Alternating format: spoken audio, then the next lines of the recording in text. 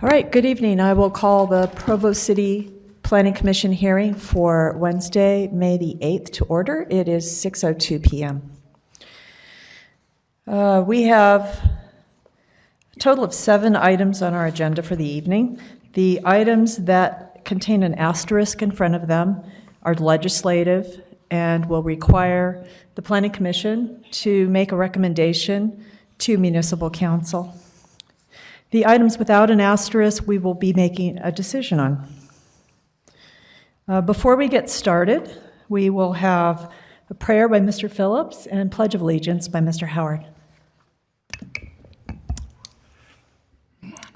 Our Father in heaven, we're grateful that we could meet in this city meeting, an opportunity to express our abilities to make our projects grow and to be an influence of good for our neighbors and members of our city. We're grateful for the process that we all enjoy in this great nation, and we pray that we'll be able to have the best feelings amongst each other this night as we review each project. We're grateful again and ask thy blessings and spirit to be with us in the name of Jesus Christ. Amen. Amen. Please rise and join me in the pledge. I pledge allegiance to the flag of the United States of America and to the republic for which it stands, one nation, under God, indivisible, with liberty and justice for all. Thank you.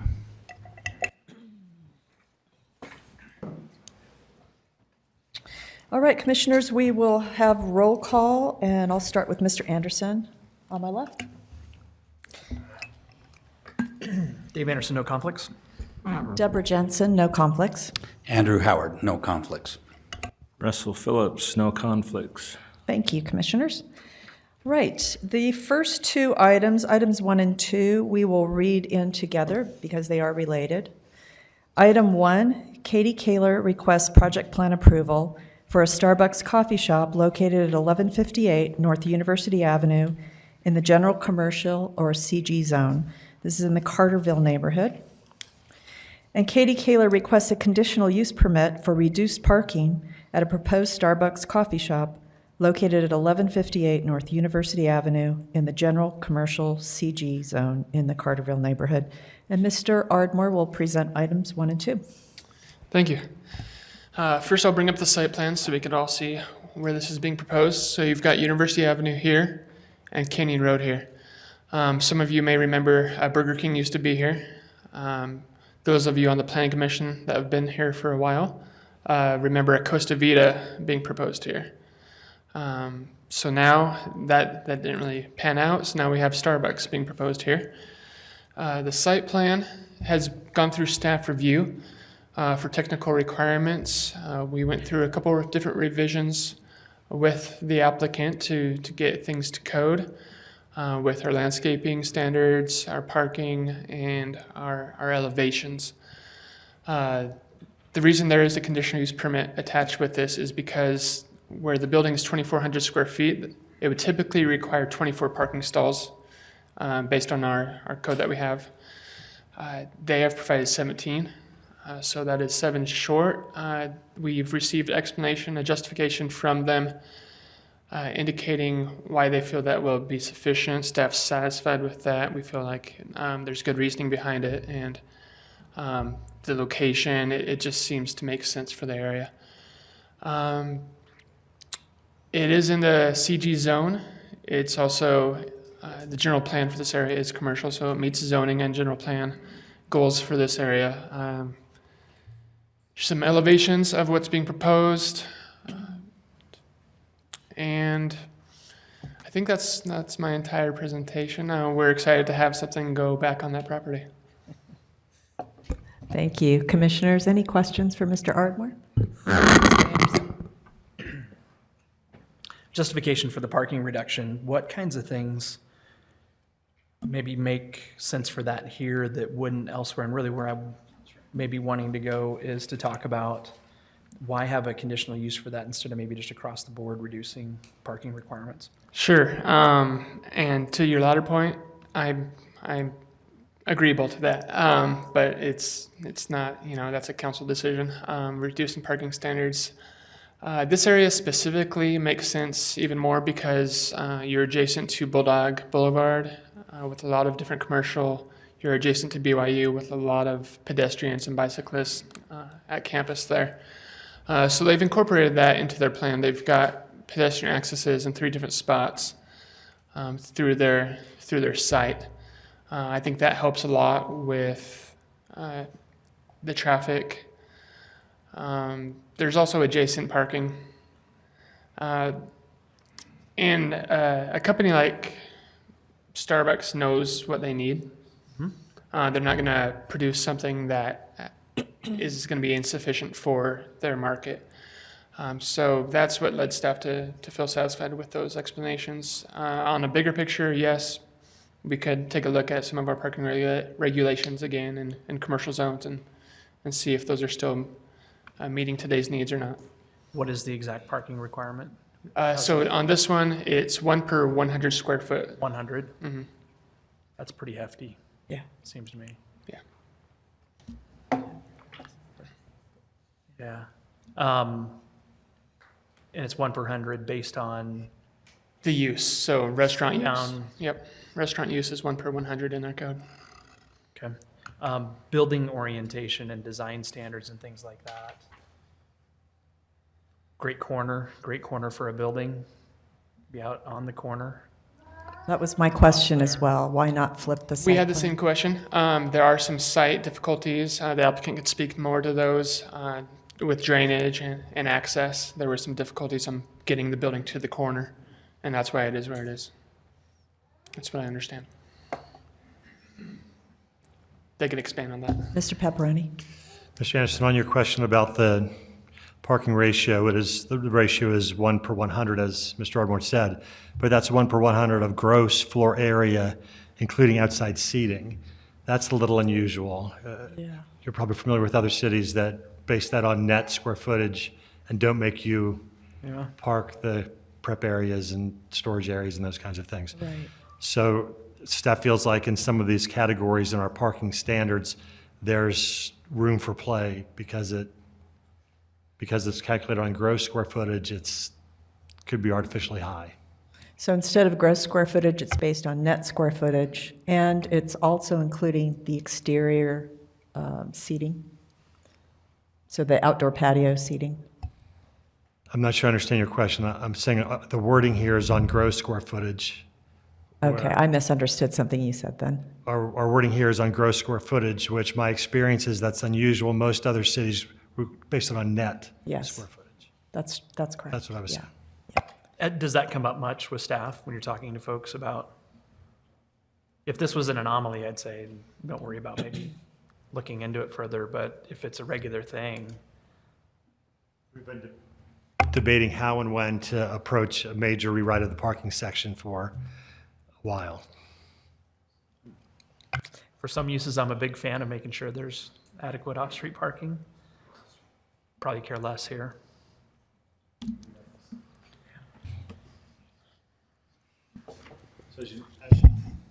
As you know, Bulldog is underway for reconstruction, and that's supposed to be done by this fall. That's Bulldog right there.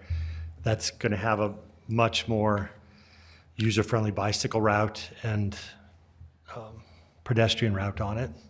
That's going to take them in close proximity to this property. That's a major pedestrian corridor already, getting from different housing projects up to BYU campus. Yeah, that in itself, I would think, would justify reducing parking requirements.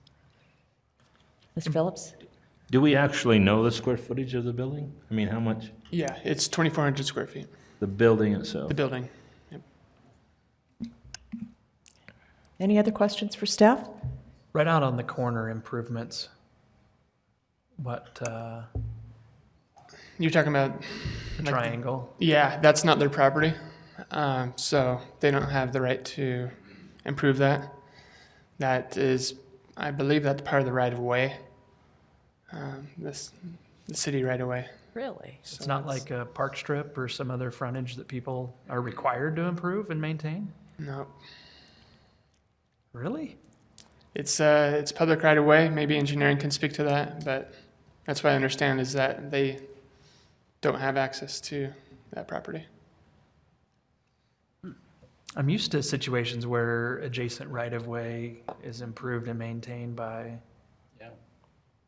That's something I'd really, really like to look into. This is a pretty prominent location. So whether it's the applicant or the city changing how it looks and how it's cared for, I think it's a pretty big deal. Well, the corner to the south looks like it's landscaped and maintained. Right. And is that by the city or by the businesses adjacent? Do you know? David Day's here. Maybe he could answer some of these questions. Oh, it's BYU. That makes sense then. Okay. All right. All right, any other questions for staff, commissioners?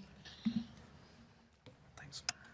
All right, I would like to invite the applicant, Ms. Kaler, to present her project.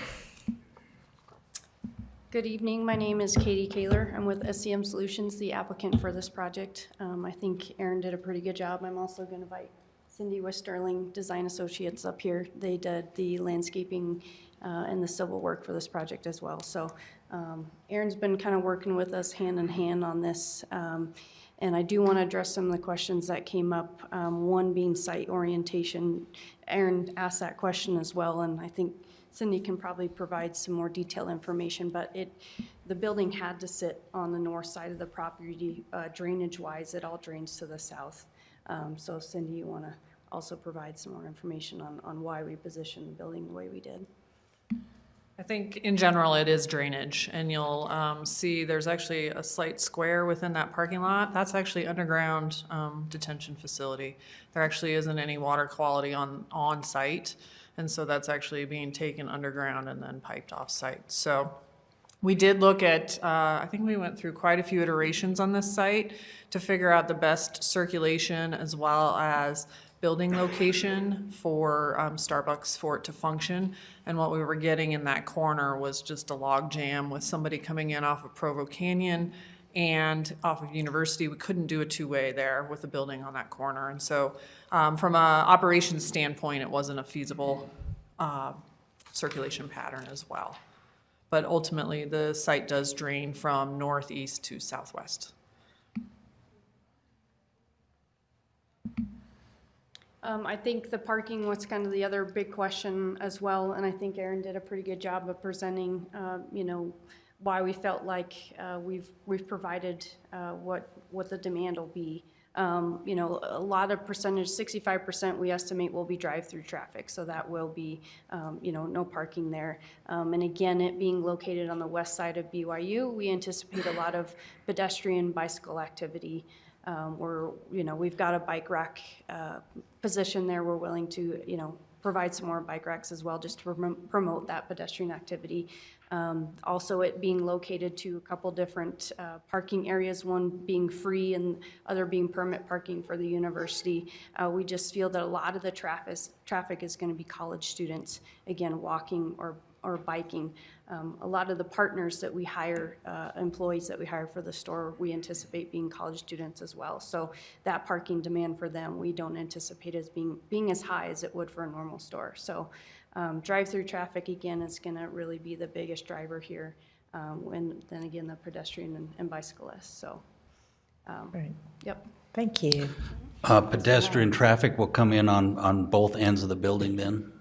Yes, there's several different, there's actually that sidewalk that's on the very north side of the property that's actually access for that building, and the buildings to the east. And then we have those two separate accesses off of University. And then we did add the one off of Provo Canyon, again, just to promote that pedestrian activity off of Canyon through the site so that they're not having to walk through parking spaces or the drive aisles or anything like that. Thank you. One clarification on that, the very far north one, the access to the existing buildings is actually, I believe, their back of house on those existing structures to the north of us. And the one on the north side of our building is actually to our back of house as well. So the primary entrance is on that south side where the patio's at. Commissioners, any other questions for the applicants? No, thank you. Thank you. All right, we'll open up items 1 and 2 to public comment at this time. I'd like to start with the Carterville Neighborhood Chair, if they're present, and would like to speak to items 1 and 2.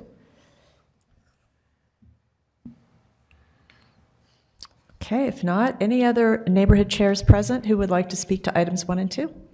Please come to the podium and state your name and affiliation for the record. Thank you. I'm Eric Davis. I'm a Vice Neighborhood Chair for the BYU neighborhood. We do have a couple of concerns about this application, the primary one being the parking. And as you know, parking is an issue in this area.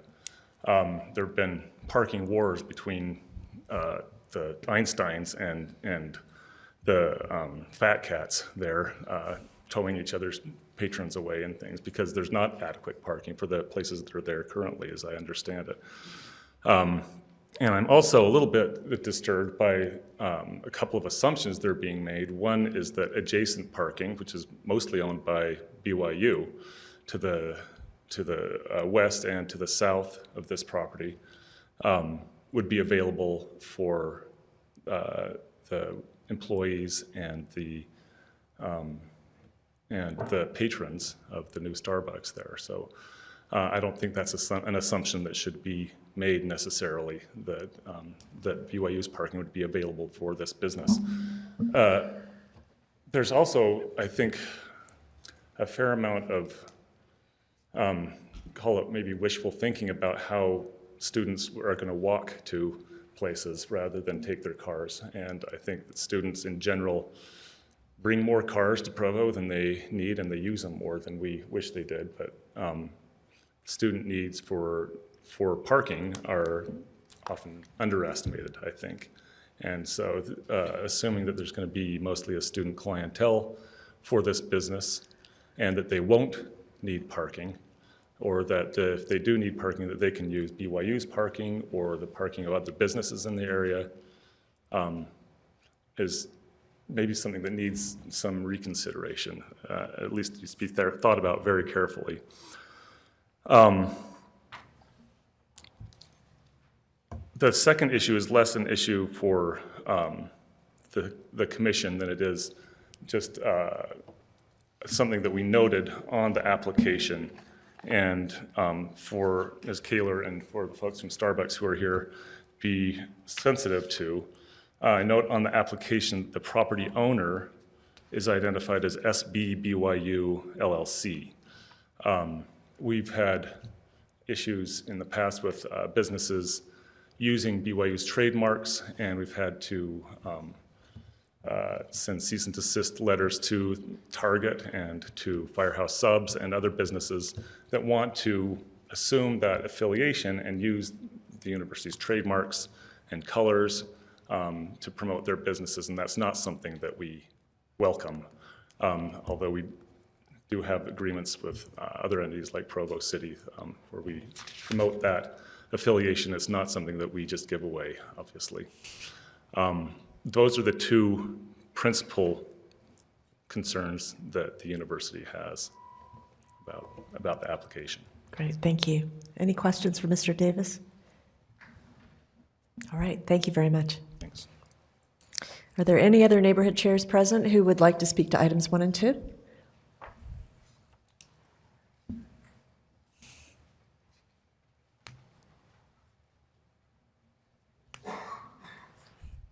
Sorry, I wasn't anticipating speaking, so I didn't dress up tonight. Beth Alligood, Lakeview North Neighborhood Chair.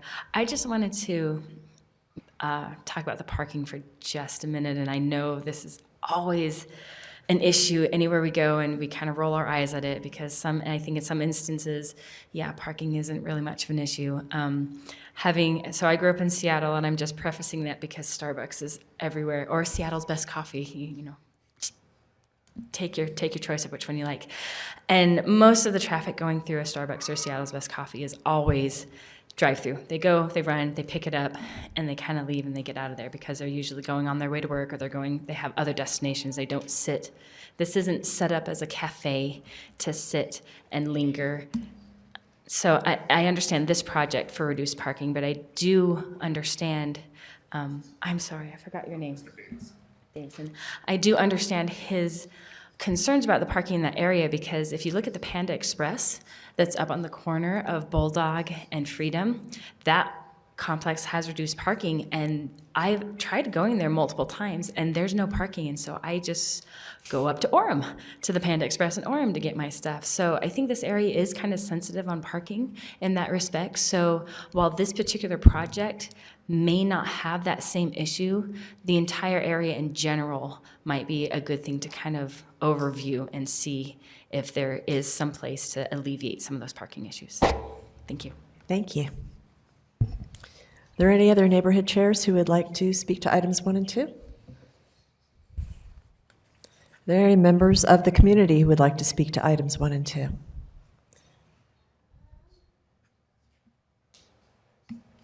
All right, seeing none, we'll close the public comment section of the hearing on items 1 and 2 and turn it back over to the commissioners for further discussion. Mr. Howard? I have a quick question for the staff. I assume that's just an ingress on the south side and an egress on the other side? Is it just work in that direction? That's correct. Thank you.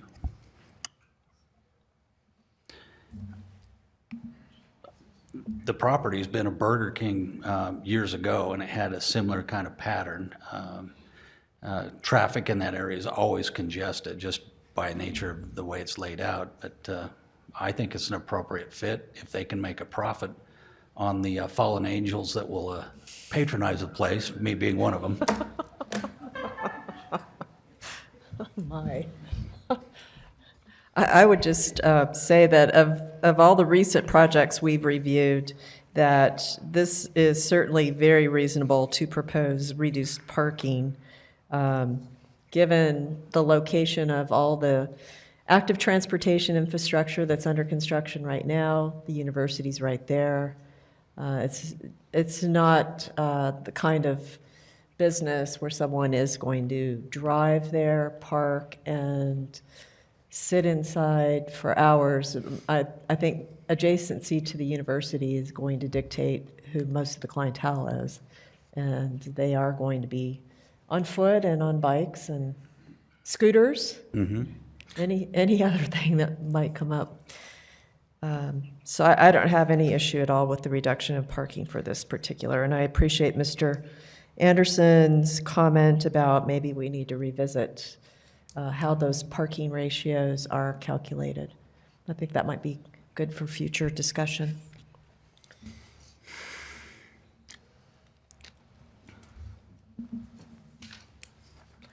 Mr. Anderson?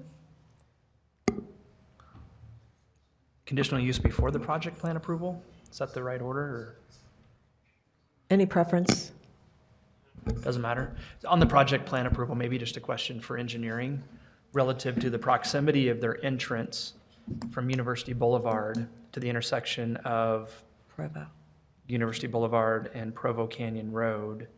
I'm a little bit surprised that it's closer to that intersection than it is to the entrance to the parking lot to the north. Any concerns about that separation? Concerned, but it basically functions as a right in, right out. So we've looked at it and we feel comfortable with this layout. So I think when the light blocks it, it'll give them enough time to clear out of there. if you look at the aerial, there's that splitter island right here. Of course, that entrance is Not a there. raised, right? It's not a raised median. Yeah, so that's impassable, but this sort of functions as the right in, right out also, but you could make a left turn out of there. This left turn would be more difficult. Are they going to restrict that to right in, right out on both of those? No, there's no restriction on those. It's just the functionality of it. If you happen to get a gap, then you could go. If not, you'd sit there long enough, you'd probably go right and then reroute. Hopefully. Also, you mentioned that leftover space. That is city right away, but in instances like that, we would expect, the care and stuff of that area to be taken over by the adjacent property owner. And anything they do there would be welcome. Just the fact that, if anything ever happened to that intersection, it would be sacrificial. So, maybe grass is probably a fit there. Butterfly garden, What's that? a butterfly garden. Yeah, something. Yeah. So for example, there's not a minimum separation required between an intersection and a driveway to a business like this? Normally, like for roads, we do 120 feet is our minimum. Okay. That answers my question. Yeah. It's tight, in my opinion, really tight, Yeah. especially for a road to have that little separation. It is what it is, though, relative to that, and just not taking either in an order necessarily, but and thanks. That's all I have. But I'll wince at the idea that we don't have regulations that would force the building to the corner, but that is what it is. I think drainage on a site like this probably could work a lot of different ways, but I'm ready to make a motion if. Before you make the motion, I'm curious to know if Starbucks understands that they're now going to landscape and take care of that corner, as engineering just explained to us. Can we ask them? Sure. Yes, thank you. Yes, thanks for asking. That piece of property has been in question, I think, since the beginning, and we brought it up when we were trying to find out who owned the property. So I think we would be certainly happy to look at putting in some sort of landscaping. Starbucks is always wanting to maintain the property and any adjacent property with trash or anything like that. So if it's the recommendation of the council to landscape that as part of the adjacent property, I think we could definitely look at that. Great, thank you. Thank you. So add it in. Okay, take a stab at that. Okay, I'm going to go ahead and move that the Planning Commission approve items 1 and 2, the conditional use permit the conditional use permit request related to reduced parking and the project plan approval for the Starbucks, and make that motion simply with the understanding that the requirement is that the adjacent frontage or that corner is going to be improved by the applicant and cared for it. Second. Seconded by Mr. Howard. All those in favor of approving items 1 and 2? Aye. Aye. Any opposed? All right, items 1 and 2 are approved, as stated by Mr. Anderson's motion and seconded by Mr. Howard.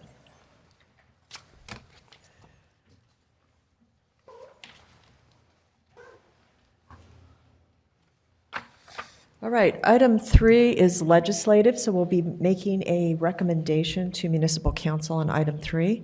Kyle Wright requests the adoption of an S overlay zone in an R18 zone located at approximately 244 East, 2100 North in the Pleasant View neighborhood. And Mr. Wright will present item 3. All right, thank you. So here's the property that the applicant is requesting to rezone. It's up in the Pleasant View neighborhood, outlined here in red. It's a property or an area that has 32 single-family homes. currently in the R18 single-family residential zone. And so this is the area that applicant is requesting for the S overlay. The S overlay essentially is a zone overlay that would allow for accessory apartments to be located within these single-family homes or at these properties as long as they're owner-occupied and they meet other conditions outlined in the S overlay ordinance. And so that's the request here in this area. The general plan map has this area as residential. The general plan policies for the Pleasant View neighborhood have a policy that kind of describes this. And so part of that policy, while it promotes owner occupancy, there's another part of it that discusses the supplementary residential or the S overlay zones as far as not having them expand beyond what's currently there. So if you see this large area here, this is the R18S zone that's all in the Pleasant View neighborhood. Basically, it's saying that that's the area that they'd like to maintain. So if the city council is to approve the requested overlay zone, staff would suggest that that portion of the general plan that restricts the S overlay and the A overlay from expanding, that would be deleted out of the general plan to help allow for this. So that would be a recommendation, and staff would recommend, based on support that the applicant has received from neighbors, that this is something that generally is accepted as something that would be desirable for the neighborhood to help maintain those other goals of owner occupancy within the neighborhood, and a positive recommendation to the city council would be appropriate. I'm happy to answer any questions that you might have. Great, thank you. Mr. Howard? What is the PD on the zone next to it connotate, the R18 PD? So that would be a performance development, so it's more of like a planned development neighborhood where they could cluster homes and things like that there. One, yes. Mr. Anderson? Gonna prove my ignorance here. I am looking on the city's website for the general plan. Can you steer me to that?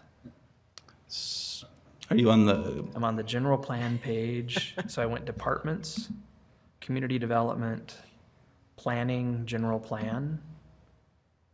I see Title 15 and Provo's, yeah, I could have come your way too.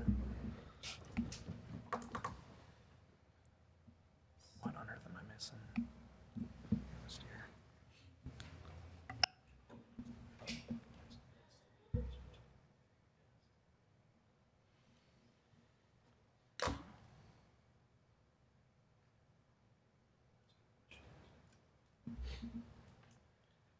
And maybe rather than to hold things up. Okay, cool, thank you. Yeah, that's my question, thanks. I have one quick question. Is there also a neighborhood plan for this area of Pleasant View? Currently, no. It's just there's a section in the general plan that is for this area, and then more specifically, there's a smaller section that talks about the Pleasant View neighborhood and their goals and policies. And so in the staff report, under general plan policies, I took out a little excerpt from that portion of the general plan, included that there. So if that's the text that you're looking for. All right, thank you. Mr. Howard? Not to get too far in the weeds, but what is an R18A?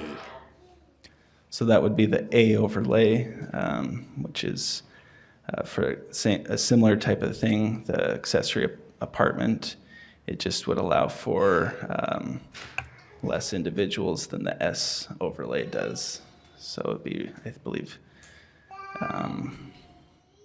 is it three or two individuals can go on the A overlay, and then four for an S overlay.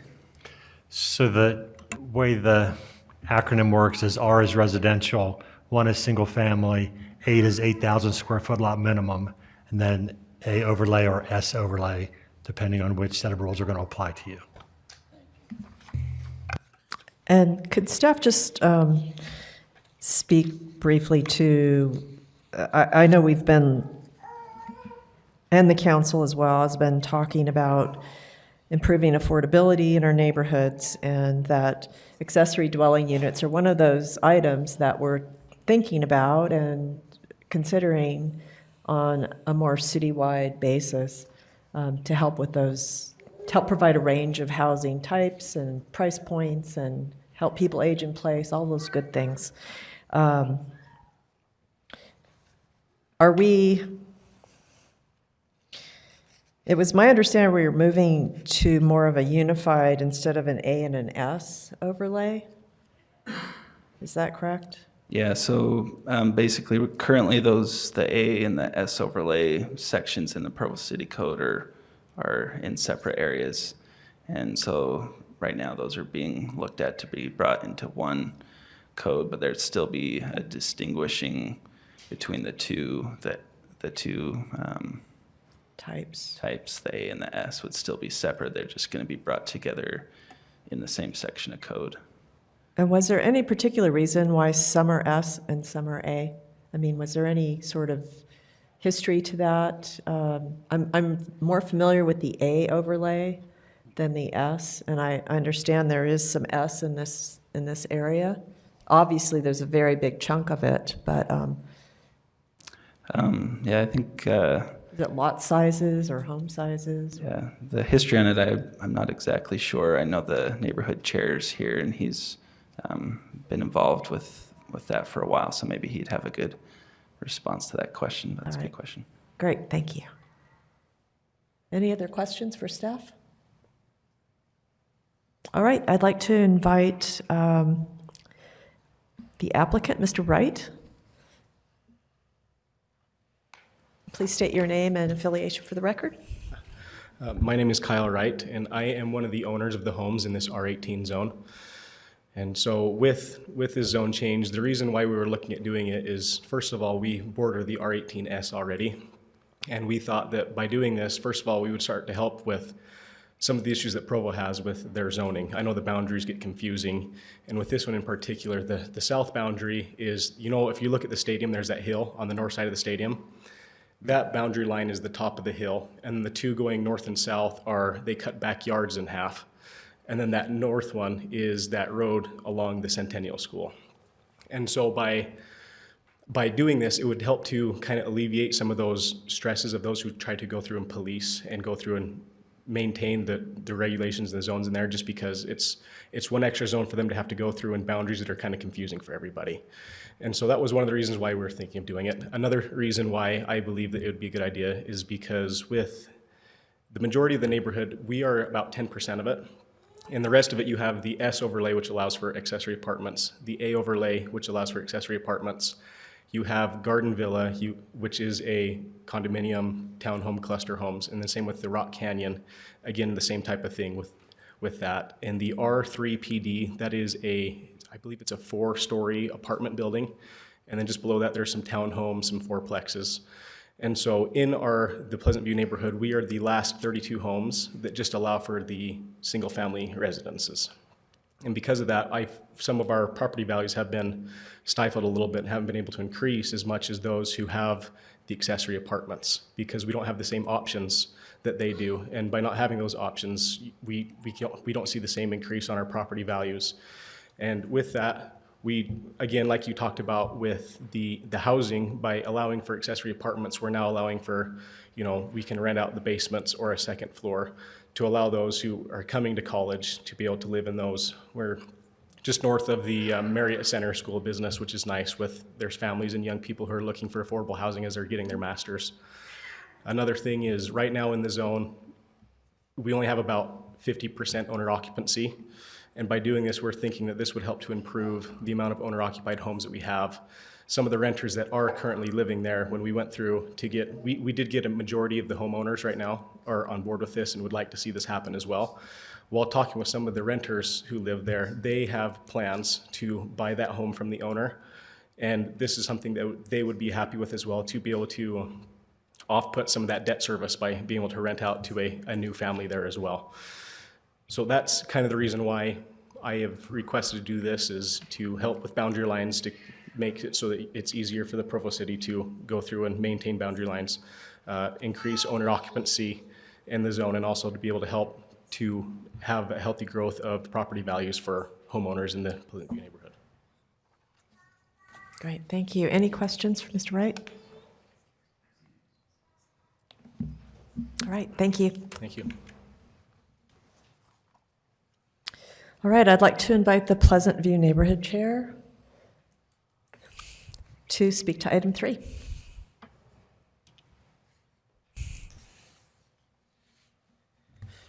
My name is Paul Evans. I'm in the Pleasant View neighborhood.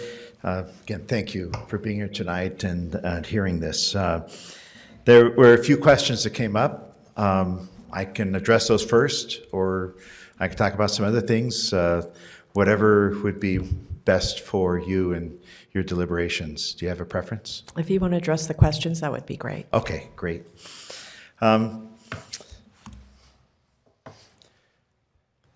The Pleasant View neighborhood actually includes this little chunk of homes here that's about 1, 2, 3, 4, 5, 6, 7, 8, 9, 10, 11, 12. There's 12.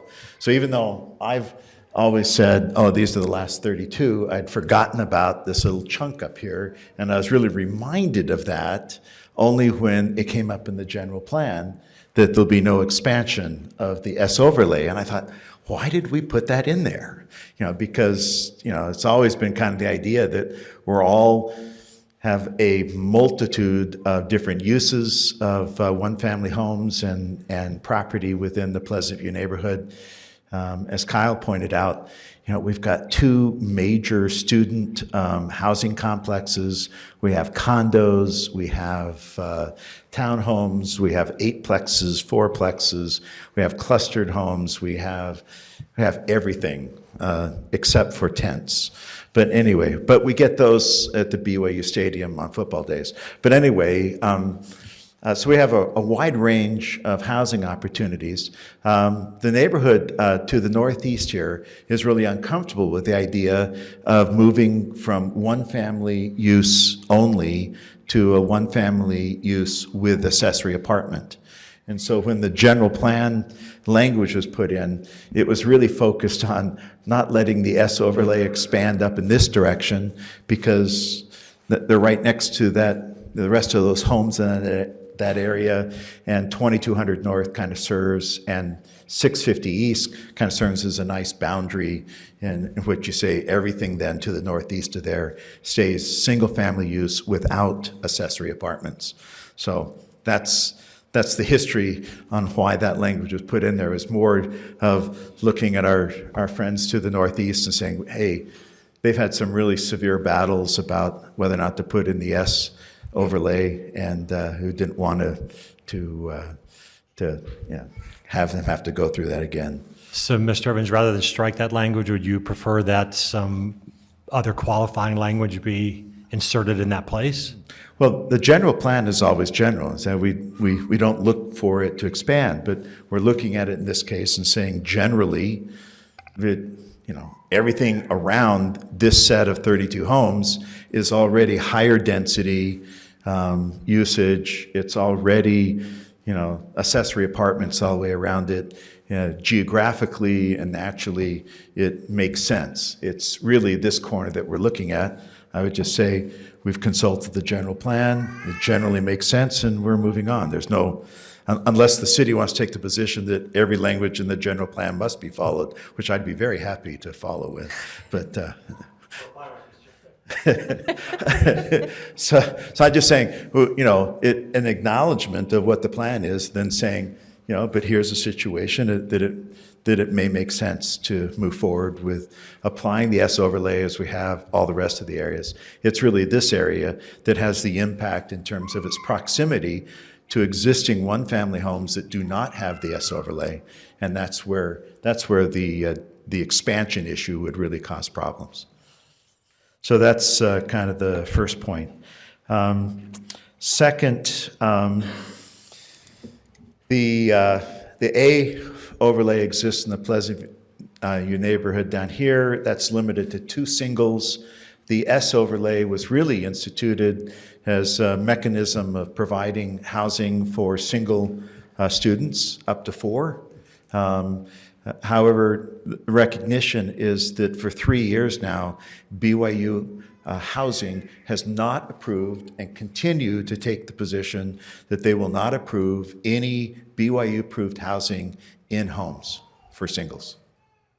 So I know of at least 2 homes that have come up in the last while where they've said, hey, we want to get permission to put 4 singles into the home and get approval, and BYU Housing says, no, we don't do that anymore. So, and there's been 2 purposes. One is recognizing that does have, in general, a deleterious impact on single-family or one-family home areas. And so they're saying, okay, we don't want to do that anymore. And second, they've experienced perhaps more difficulties with single students in those sorts of situations rather than the larger, more organized housing for single students that are required to live in BYU-approved housing.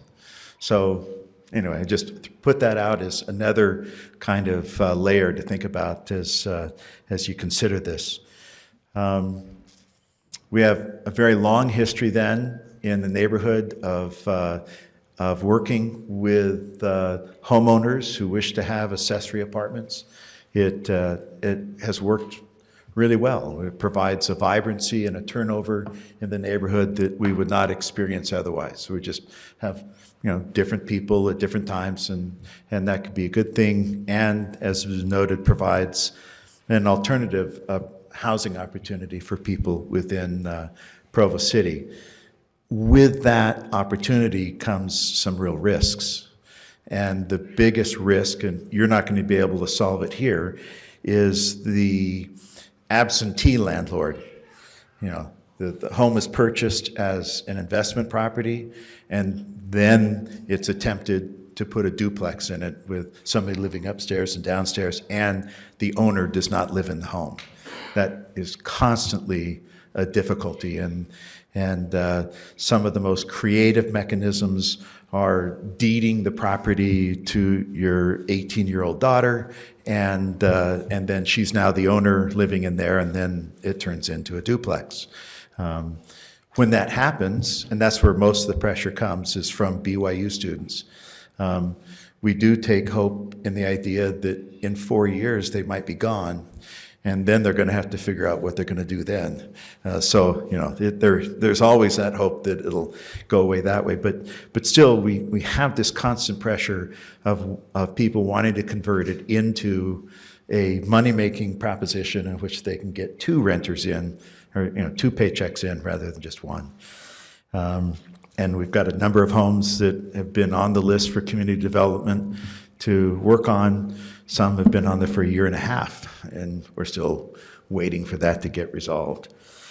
So a second issue, besides the lack of owner occupancy, and that is truly a homeowner having an accessory apartment, is the fact that in different homes, and this is going to be a difficulty in this area, there's smaller homes on smaller lots, and there is every home is not going to have the ability to provide off-street parking spots that are required. And it's not just the minimum requirement, but the city ordinance says that for every vehicle maintained at a home, single-family home, there will be at least 1 off-street parking spot for it. No requirement to use it, but you still have to have it. And so, we have some difficulties in getting that portion of the vehicle to off-street parking spot ratio maintained as an enforcement issue. So, and that represents one of the real concerns that was brought up in the neighborhood meeting by neighbors, is that it'll just increase the congestion on the street of parking if we allow for more people to come in with their vehicles. And as Eric Davis pointed out, we'd like to think that there'd be fewer cars, but for BYU students, they basically have one car for every person. So that could be a difficulty. And particularly along 2320 North, this is a major throughway for school children and for families, to and from the school.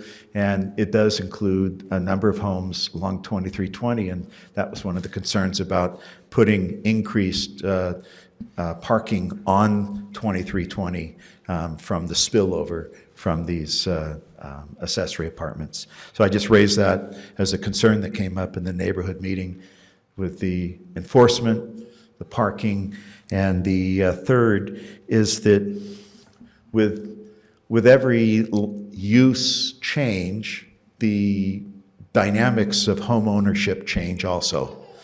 And that is, are people purchasing the home with the intent of staying there long term, and or is it a stepstone sort of mechanism?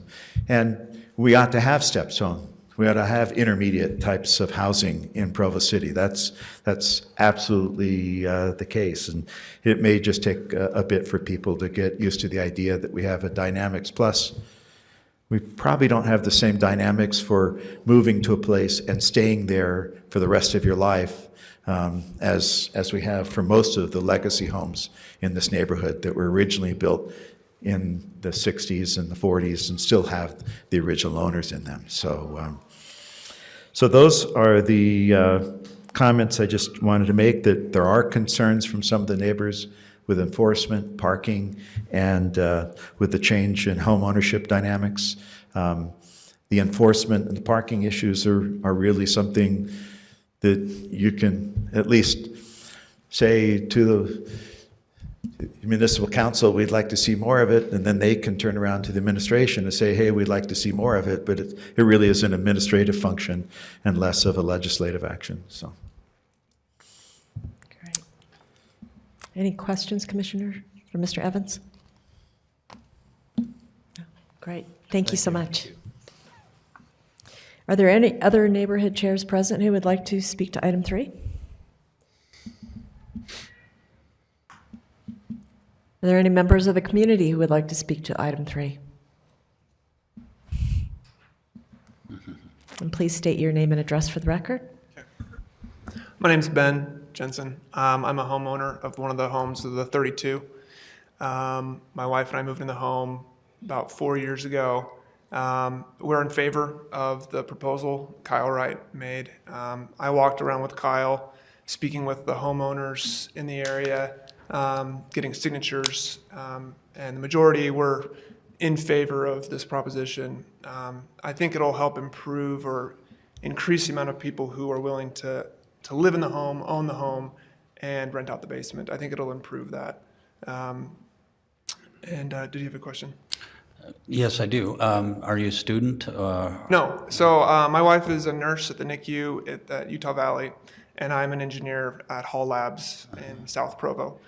We love being here in Provo. We bought the home with the anticipation that we could rent out the basement. Kind of being young and dumb, we didn't really check the zoning, and we kind of saw the area was an area that would, the surrounding areas were doing something like this, and we moved in and began renting, and we received we received complaints or whatever, and so it would for sure benefit me. I'd like to stay in the area for a long time, and interested in this zone change.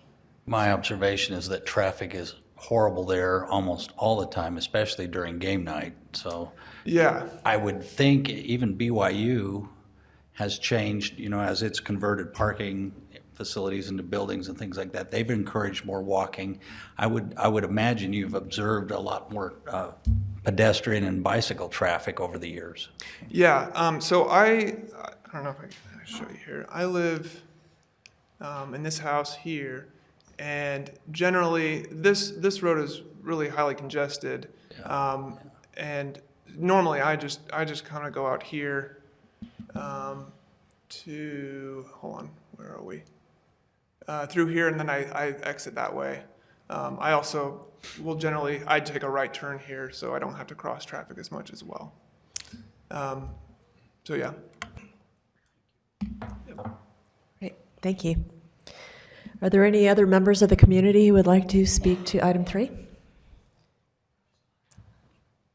Please state your name and address for the record. Michael Sellers. I live at 310 East, 2200 North, so right on the main road there. Yeah, I've lived in the neighborhood for 40 plus years. I do feel like this puts an undue burden on our neighborhood, making it the first, I believe it's the first neighborhood in the city that would be 100% accessory apartment. That seems an undue burden. And I do think this is essentially signing the death warrant of our neighborhood. These homes aren't big enough to have accessory apartments that would actually bring in families that would stay for a long period of time. Most of the homes in question in this area are maybe 2,000 to 2,500 square feet, though they would be able to comply, splitting the upstairs and the downstairs, getting parking. A family that moves into that is unlikely to stay for a long period of time. So they would have, even if it was needing to be owner occupied, it would be a quick turnover, which in my mind makes it so that the neighborhood actually would deteriorate. I've watched the neighborhood. It also concerns me that we would consider changing the zoning without some consideration for maybe hiring an army of people, because I've lived there for 40 years and there are people who've been in violation of the current zoning for 40 years. And so it just seems like doing this would make that they'll just break the next rule because they don't seem to honor the rule as it exists anyway. I feel that it puts an undue burden splitting these small of homes. It puts a burden on the school. It increases the younger grades without increasing property tax because the existing property tax would be the same. The renters that doesn't increase the property tax, which then in turn tends to bring the schools more towards a Title I classification, which lowers the value of the homes in the area and the school, which I understand that we can't just say, oh, well, we don't want anybody in our neighborhood, but it does seem an undue burden that we would be the first neighborhood in the city to be 100% accessory apartment. And maybe I'm wrong in that. That's what I had understood. So. Is it Wasatch neighborhood? Well, Mr. Evans just explained that that's in your neighborhood and that's not part of the accessory overlay, so. Oh, okay. 100% of your neighborhood isn't part of this. Okay, I was misinformed then. Okay, any questions? Thank you. Thank you. Appreciate it. Are there any other members of the community who would like to speak to item 3?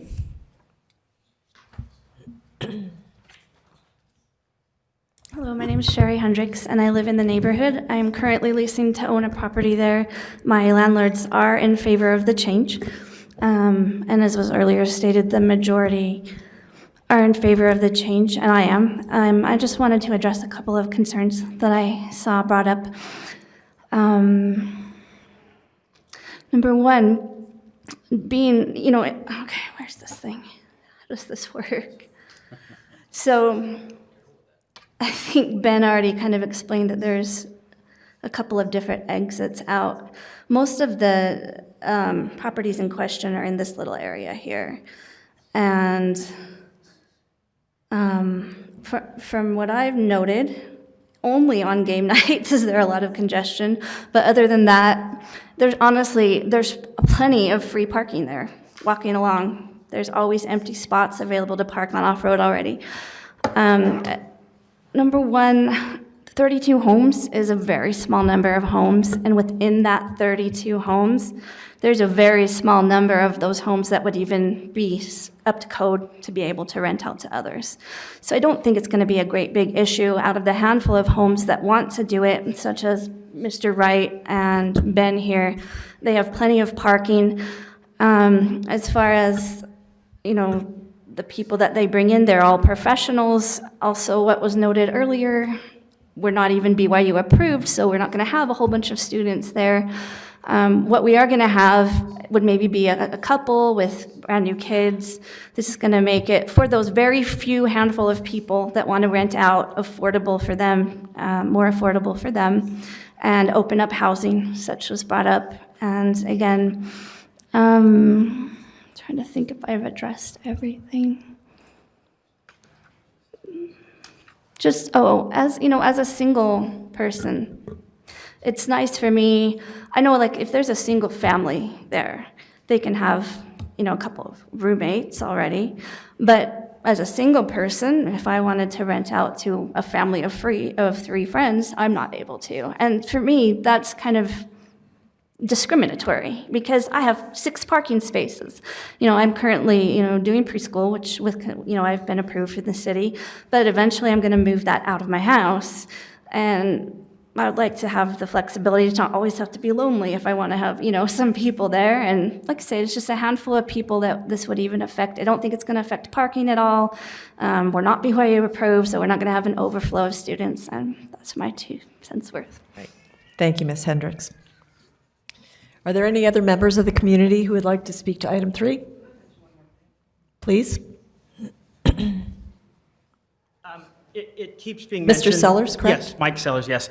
It keeps being mentioned that it's a very few. Because I've lived in the neighborhood for so long, it's 32 homes. I was just doing a personal count of the homes I've been in over those 40 years. There are at least 12 to 13 homes that already have an accessory apartment that I would imagine would be close to being able to get to code. So that's over 30%. So I don't think it's just a handful of people that would eventually do it. There are at least 30% that either have the apartment and could quickly get up to code, or would want to immediately do that. So great, thank you, Mr. Sellers. Are there any other members of the community who would like to speak to item 3?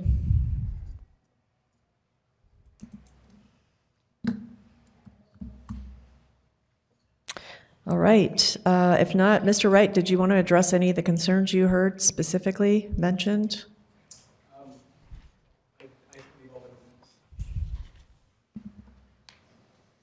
And if you would just keep your comments to anything that was raised by the public comment. Again, my name is Kyle Wright.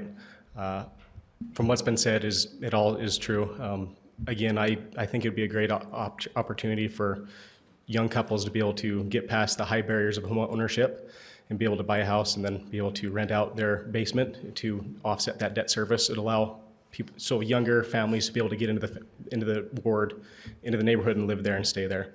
That's all I have to say. Great, thank you. Thank you.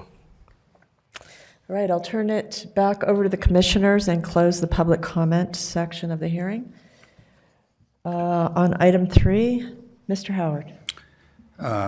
I think it brings consistency to the neighborhood. I've had an interesting personal experience. My 90-year-old father-in-law rented such a place for the summer. I guess he didn't think that I was welcoming enough, but he's welcome anytime. But anyway, I think it's an appropriate thing to do. Thank you. I'll just add that I know that Provo City has new regulations and enforcement policies that are helping to deal with the illegal or non-conforming use of rentals in homes. So I feel pretty confident that that's a process that's in place and is being ramped up. Parking, you can't have an accessory dwelling unit of any kind unless you have the off-street parking required by code. So if you can't provide it, you're not going to be approved for an accessory dwelling unit. And honestly, the cost of conversions can be prohibitive to some people. I mean, you have to bring it up to a certain level of code, provide besides the parking, some other amenities. So, that it's not as though every single homeowner is going to convert their property. So I really don't have any objection to not recommending this in a positive manner.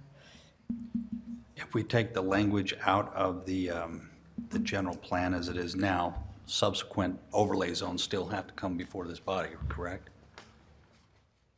Staff?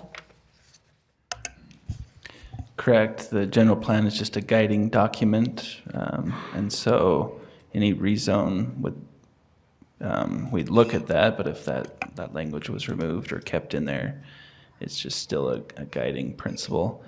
A rezone would have to come through this process.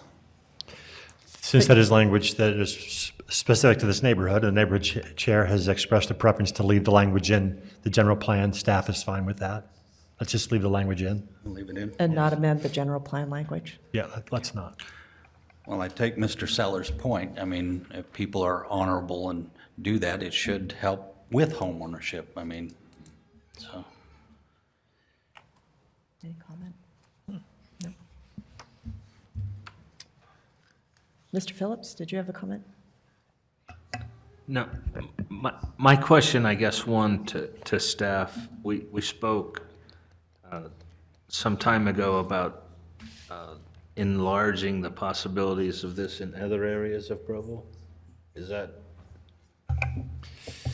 Yes, that's correct, but it requires the citizens in the area to bring forth an application. I see. I don't know of one where the city has initiated an overlay zone like this without it being grassroots driven. Mr. Howard? I'm ready to make a motion. Madam Chairman, I recommend that this Planning Commission recommend to the council the adoption of an S overlay zone in the R1.8 zone located at approximately 244 East, 2100 North, Pleasant View neighborhood. Thank you, Mr. Howard. Do we have a second for Mr. Howard's motion? I second it. Seconded by Mr. Phillips. All those in favor of forwarding a positive recommendation to Municipal Council for item 3? Aye. Aye. Any opposed? Right, that was unanimous, and we'll forward a positive recommendation on item 3 to Municipal Council.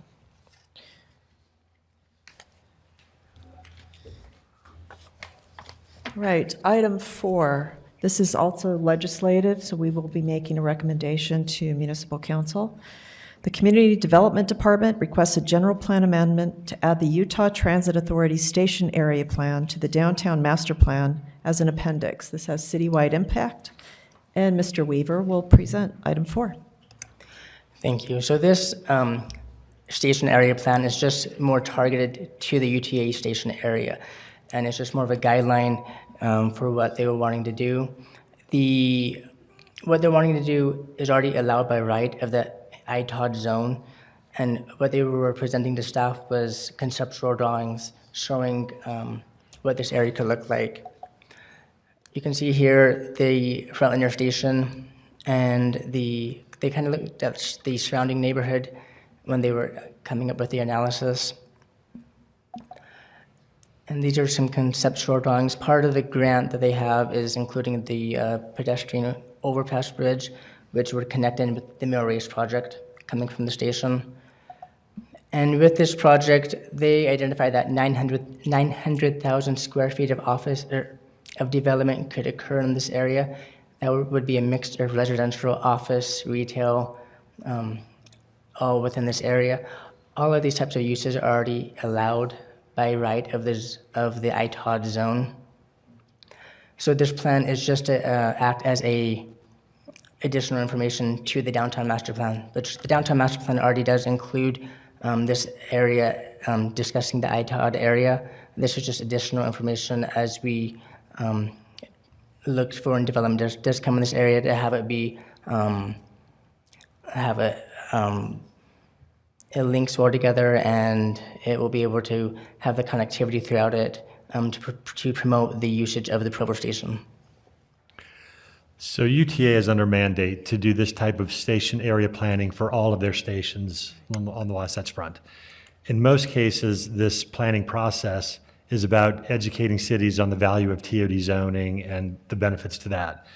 This is an anomaly in that this is already zoned to TOD. It's been zoned that way since 2009, I believe. So Provo kind of jumped out ahead of them. As Javanese, Mr. Weaver said, everything they're proposing is either allowed by right or very consistent with other plans we already have. They're just adding a little bit more detail. So staff sees this as a very helpful and innocuous step to take. Great. So is this more a regulating plan with associated language to show the potential for the site and the direction the city wants it to go? Would the street system shown within the site be adhered to, or is that something that, in other words, you're showing a cross street and then another street that feeds into the bus turnaround? Is the street network something that you're kind of married to, or that you want to see executed as the site builds out? We have other street plans that show connectivity into this area. I don't think we have anything that's this specific on this site. But since UTA owns the property, it's their plan, I would imagine they're going to fulfill their plan. But Mr. Day knows the street plans better than I do. Yeah, so all of the streets that you see that are already built, all of our, so this street's already there. This street is there, and this turnaround, and right now it's a parking lots where these buildings will go. There is some potential for redevelopment in this area, but UTA owns the rest of this property, and then this little community here is kind of left out of the mix. But yeah, the utilities and everything are already in place, and so there are also main lines stubbed out to these pad areas, so it was kind of planned in when the roads were built, so it's pretty locked into the road network. Great, thank you. That's a good thing. So we have a framework in place. Any questions for staff, commissioners?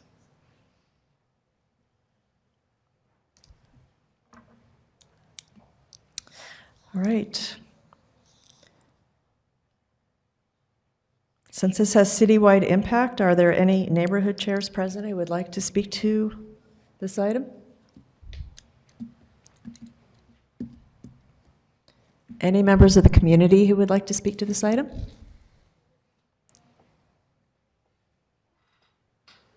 Okay, seeing none, I will turn it back over to the planning commissioners for further discussion and/or a motion. And we will be making a recommendation to municipal council on item 4.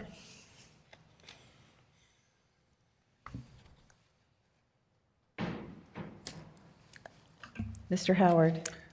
Seems consistent with the last project that we saw come through the commission. I would agree, and I appreciate Provo City being proactive and getting out there in front of UTA and letting them know what we expect to see happen on that site as it develops. I'm ready to make a motion. Mr. Howard. Madam Chairman, I recommend that we recommend to the Provo City Planning Council a request for the general plan amendment to add the Utah Transit Authority Station Area Plan to the Downtown Master Plan as an appendix, as presented. Thank you, Mr. Howard. Do we have a second for Mr. Howard's motion? I second the motion.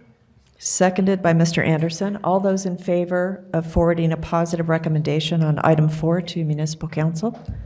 Aye. Aye. Any opposed? All right, then item 4, we will forward a positive recommendation to municipal council, and that was unanimous.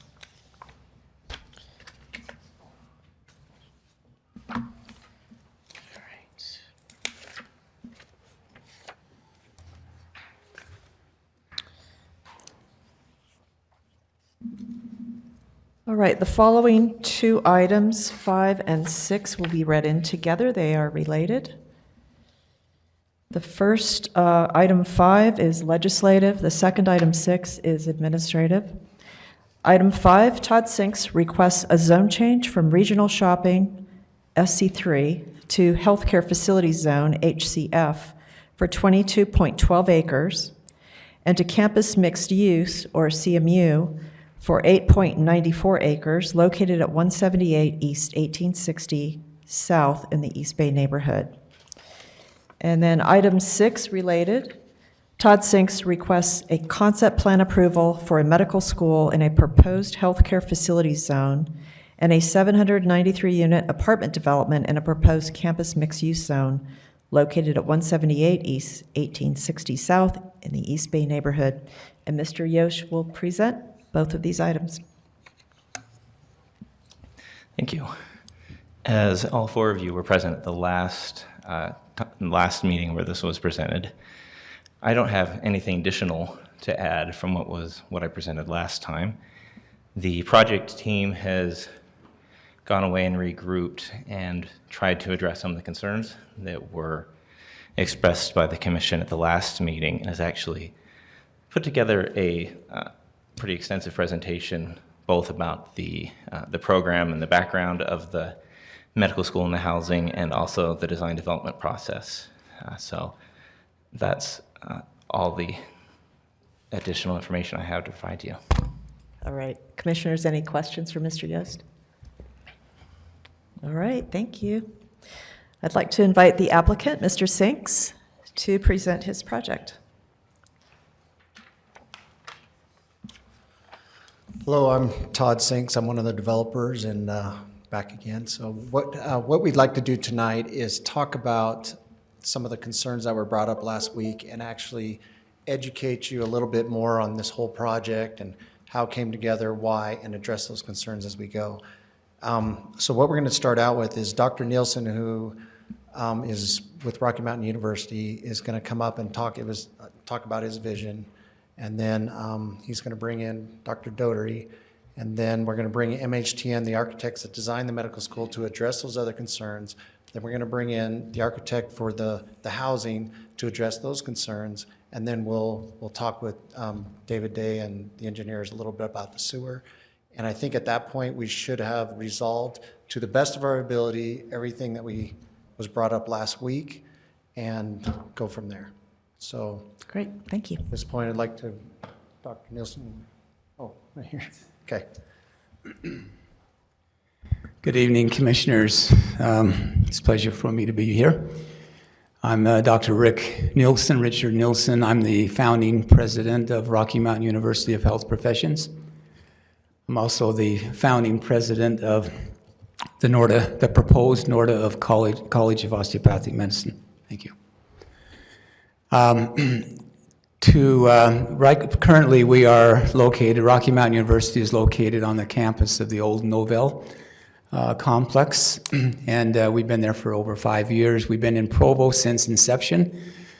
We actually started Rocky Mountain University back in 1998, been there for 21 years. If you look at that first slide, it really is what we're in the business of is educating. It's healthcare education. We're trying to educate qualified and competent healthcare professionals who go out and serve the world and represent their respective specialties in ways that far surpass those of the norm. Those pictures are actually taken from our faculty and our students who are engaged in this process. The first slide I want to show you is just kind of want to revisit the Provo City vision statement, which we hold near and dear to our hearts. We feel like we're good residents of, and us business owners in Provo. A couple of things I'd like to bring to your attention is the first one, Provo is an inspiring place to live, learn, work, and play. And we believe in all of that. Many of us live here. We certainly learn here, work, and play here. So if you drop down to the bottom there where it says we support safe, desirable neighborhoods, a vibrant economy, which we do, and high quality jobs. This project is going to bring very, very high quality jobs fiscal responsible governance and lifelong education, which is what we do. We don't just educate and send students out. We provide lifelong education opportunities. I thought I'd take a moment and just share with you a little bit of the highlights of who we are, Rocky Mountain University. Dr. Doherty will address the proposed Norda College of Osteopathic Medicine.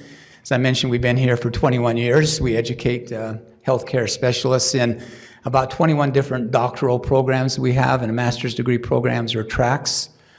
We have a very high graduation rate, which is 87%. If you look at the national average, it's about 40%. We currently have close to 1,000 students on our campus. So all of our programs have 100% board passage rate, and we are debt-free. We're financially very stable. One of the things I skipped over is the second bullet there, that we're regionally accredited, which means that we're the highest level of accreditation available in anywhere pretty much in the world. We're the same accreditation status as BYU, University of Utah, Harvard, Yale, any of the others that are regionally accredited through the United States Department of Education. Just a point of interest, we have more doctoral degree graduates, if you will, from Rocky Mountain University, if you back out the medical school of the University of Utah, than USU, Utah Valley University, BYU, and University of Utah combined. So we are in the business of graduating, educating and graduating healthcare providers. Currently, we have about 8 million patients that are being seen by our graduates throughout the United States, about 30,000 patients a day from Rocky Mountain University. A very high job placement and research. Our students and faculty are very much contributing to the new knowledge pool in health education. You may know that we are also involved in providing pro bono care to residents of Provo and Utah County. We have actually 3 different mechanisms that we use. One is the pro bono clinic at the intersection of 9th East and State Street, across the street from the cemetery and the old health building. We have a community rehabilitation clinic there where we, in the last 5 years, have seen thousands of patients pro bono, indigent, homeless, underserved, under-resourced. Same thing with our speech and language pathology program that we have. It's called the Center for Communication Disorders. Again, we see residents of Provo, any residents of Utah County who cannot afford care. These clinics are 100% free for those who need those services. Our PA students also serve in pro bono basis, both at the Mountainland Clinic in Provo as well as in Salt Lake City. We believe in service. We give to our students, we give to our communities, and we want to also offer international service opportunities for our students by taking them to Africa and Guatemala every year. Now, just a little bit of touch on the economic impact of this project, and then I want to just kind of circle back, and then I'll end my comments. If you look at this as a medical education campus, this is not a Rocky Mountain University campus. It's not a medical school campus. It's a medical education campus that is interconnected. And I'll talk more about that in just a moment. This project will create about 1,500 new jobs, including 121 very high-paying medical jobs that are going to be coming to Provo. $83 million in construction business. $8 million will be directed to the Provo School District. And we're going to be attracting other health and medical, biomedical, biotechnology, retail, and other types of businesses that will probably spin off from this that will be in Provo. If you look at the last bullet, the combined economic impact between these two institutions is going to be over $100 million annually. We hired an independent economic impact company, Bonneville Research, who collected these data.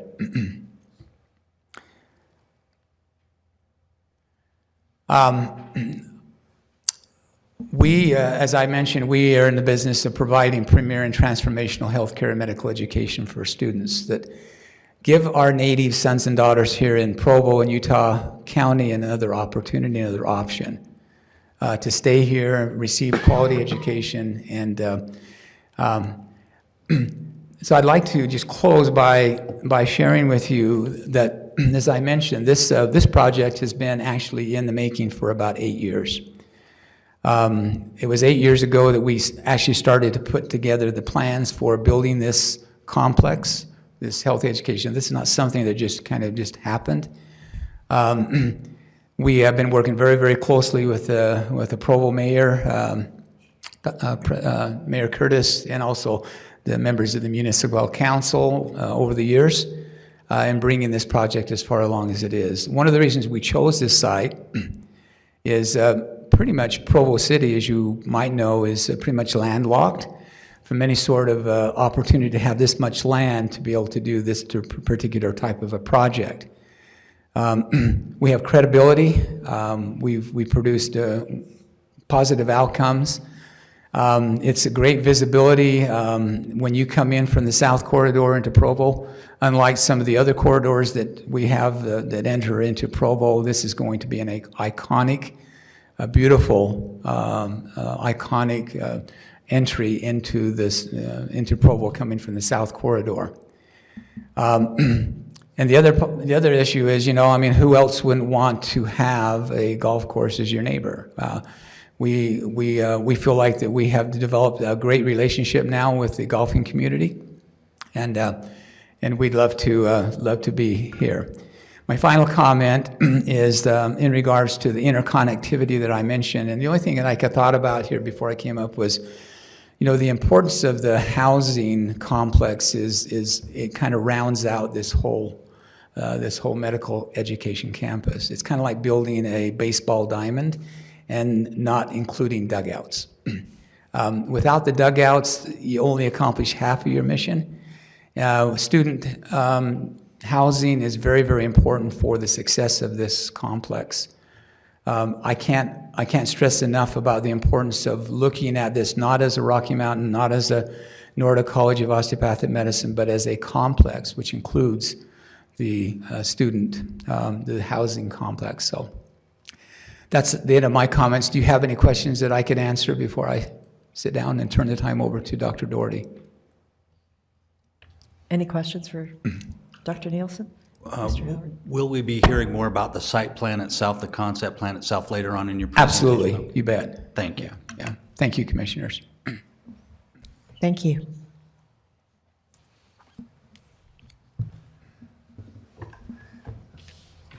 Thank you so much for the opportunity to present today. My name is John Doherty. I'm the Dean of the proposed College of Osteopathic Medicine here to be in Provo. And I'm a family practice doctor. I also practice sports medicine. And my kids tease me that there's more initials after my name than there is in my name. So I'll just leave it at that. As far as osteopathic medicine goes, sometimes the question is why we did osteopathic medicine. Well, as of this year, 1 in 4 students studying medicine are studying osteopathic medicine. It's a primary care focused, patient-centric philosophy. We take the exact same examinations and practice side by side with our peers that go to MD or allopathic schools.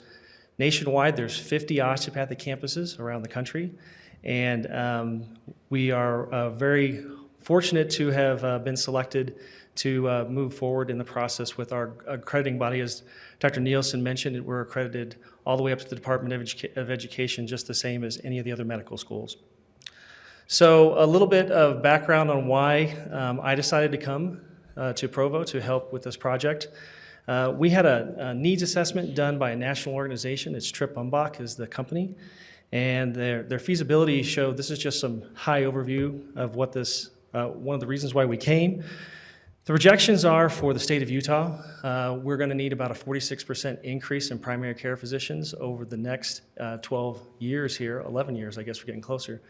Right now we have about 2,375 primary care physicians in the workforce in the state, and we're going to need an additional almost 1,100 with the rapid growth that we are experiencing regionally and very locally. On top of that, nationally, Utah ranks 49th in the nation in primary care physicians. There's only one state that has less primary care physicians per population than we do. Of all physicians, we're 44th in the nation. And of students studying medicine, whether they're MD or DO, We are 44th in the nation out of 50 relative to the number of medical students. And with that, please know there's 4 states that don't even have a medical school. So essentially, we're next to last in the nation for producing those. When we're figuring out if we're going to be able to accomplish the class here, I can tell you that last year the University of Utah had 545 in-state applicants. They only took 90. So that left 455 students to seek their medical education outside of the state. BYU alone has over 500 students to pursue medical school annually. And they only had about 2/3 of those get accepted in a medical school, but only 5% of those get to stay in state. So we believe that it's a great opportunity for the local students to be able to stay home and get an excellent education.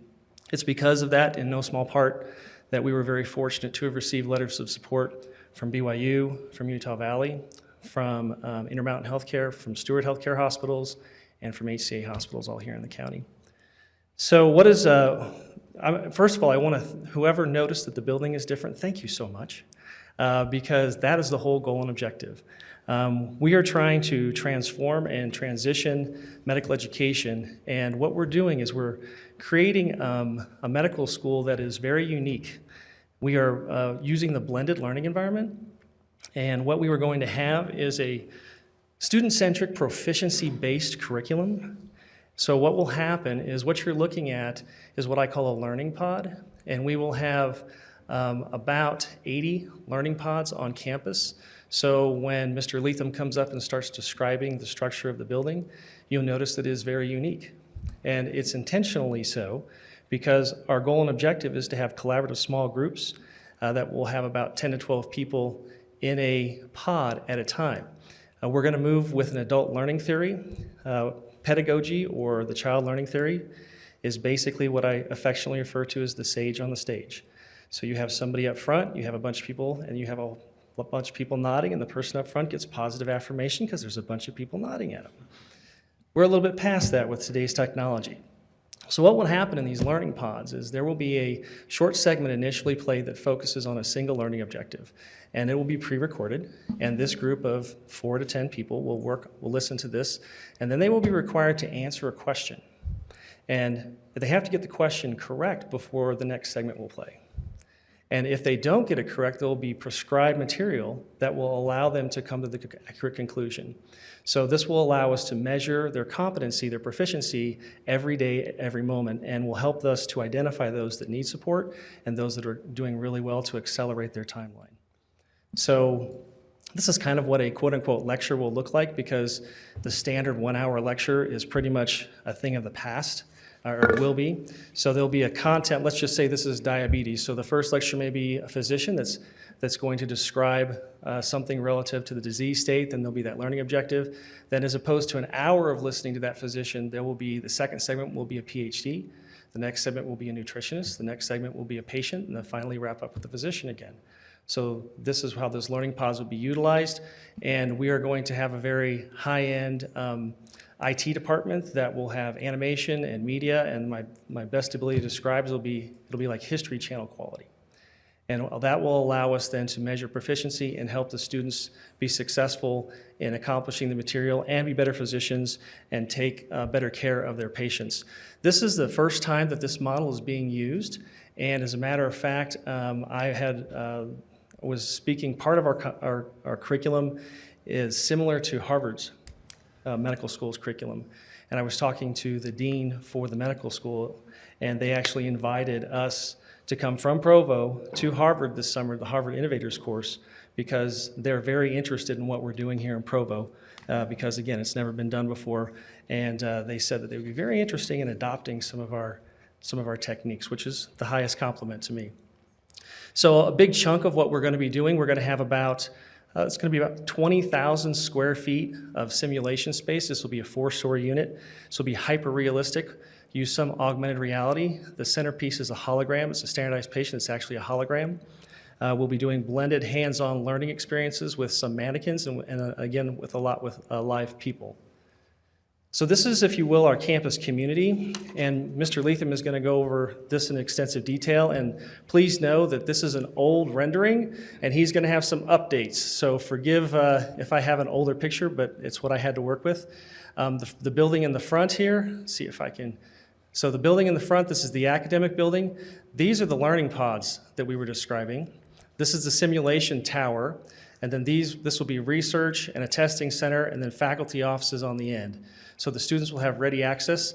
There will be an atrium in the middle that will allow natural light to come through the building from both the external and internal aspect. This backside over here is the Student Activity Center. This is a gym with a basketball court. We're going to have Pilates studio here. Over here is going to be cardio room and weight room, and then some more faculty offices and a large auditorium. And the community campus is designed in a way to promote interprofessional education. Will be this conceptual drawing of where the Rocky Mountain University building will be. Again, Mr. Leatham will update this. And what this will allow us to do, President Nielsen showed you all of the specialties that they had before, but it'll allow a lot for interprofessional education between the medical students and the other doctoral students on campus. As you can see, the importance of the student housing relative to this is going to be a significant piece. There's a lot of walking trails that are going around here, bicycle trails, and medical students spend, on average, no less between 80 and 100 hours a week that they are going to be preparing for taking their examinations. And having the close proximity associated with the campus is going to be an amazing piece of our facility. Other things that I'm very grateful to the developers for accomplishing on our behalf is there's going to be a daycare that's going to be built in the housing center. They're also doing a dog park, which my executive director is very excited about. And we're going to have a lot of, like I said, recreational facilities. And again, the campus is designed to address the wellness, both physically and mentally, of our students when they're spending their time with us on our campus. So the last thing I'd like to show you is our accreditation timeline.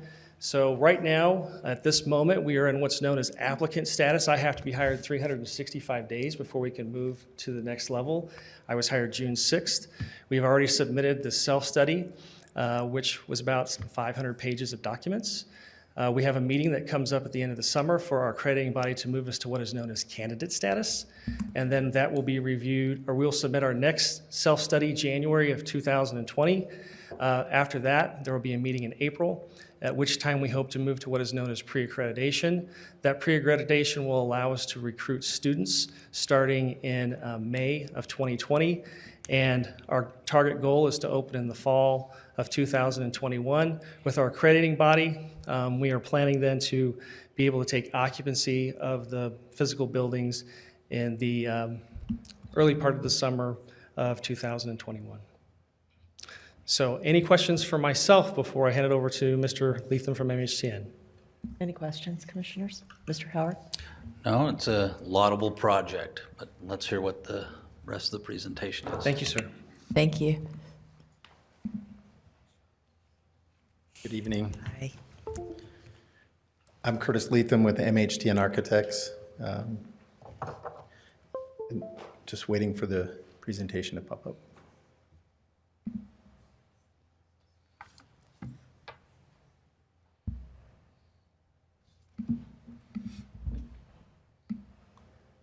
Okay. So with the site planning and development of the School of Medicine, we met a couple of weeks ago, and then last week, Thursday, we met with a number of constituents from Provo City in the economic development and planning, and went through some of the comments, and as well as utilities and other things. My response is we heard you, and I think our presentation tonight will address a lot of those concerns. Just a high level, this first slide is just an aerial of the general area with, you can kind of get a lay of the land, and as we go through the presentation, we'll be referencing back to this slide. So the property is directly south of the Microfocus campus, and existing golf course, You can see that there are some water features there that have to be mitigated. And then the next slide is describing the wetlands. So this has been delineated by a civil engineer working with the Army Corps of Engineers. The dark blue outline is what is delineated as wetlands and has to be mitigated as part of this project. We can't just make them go away. And so as we approach this, this becomes part of, or one of the planning elements in the matrix of things. The property line, whoops, apologize.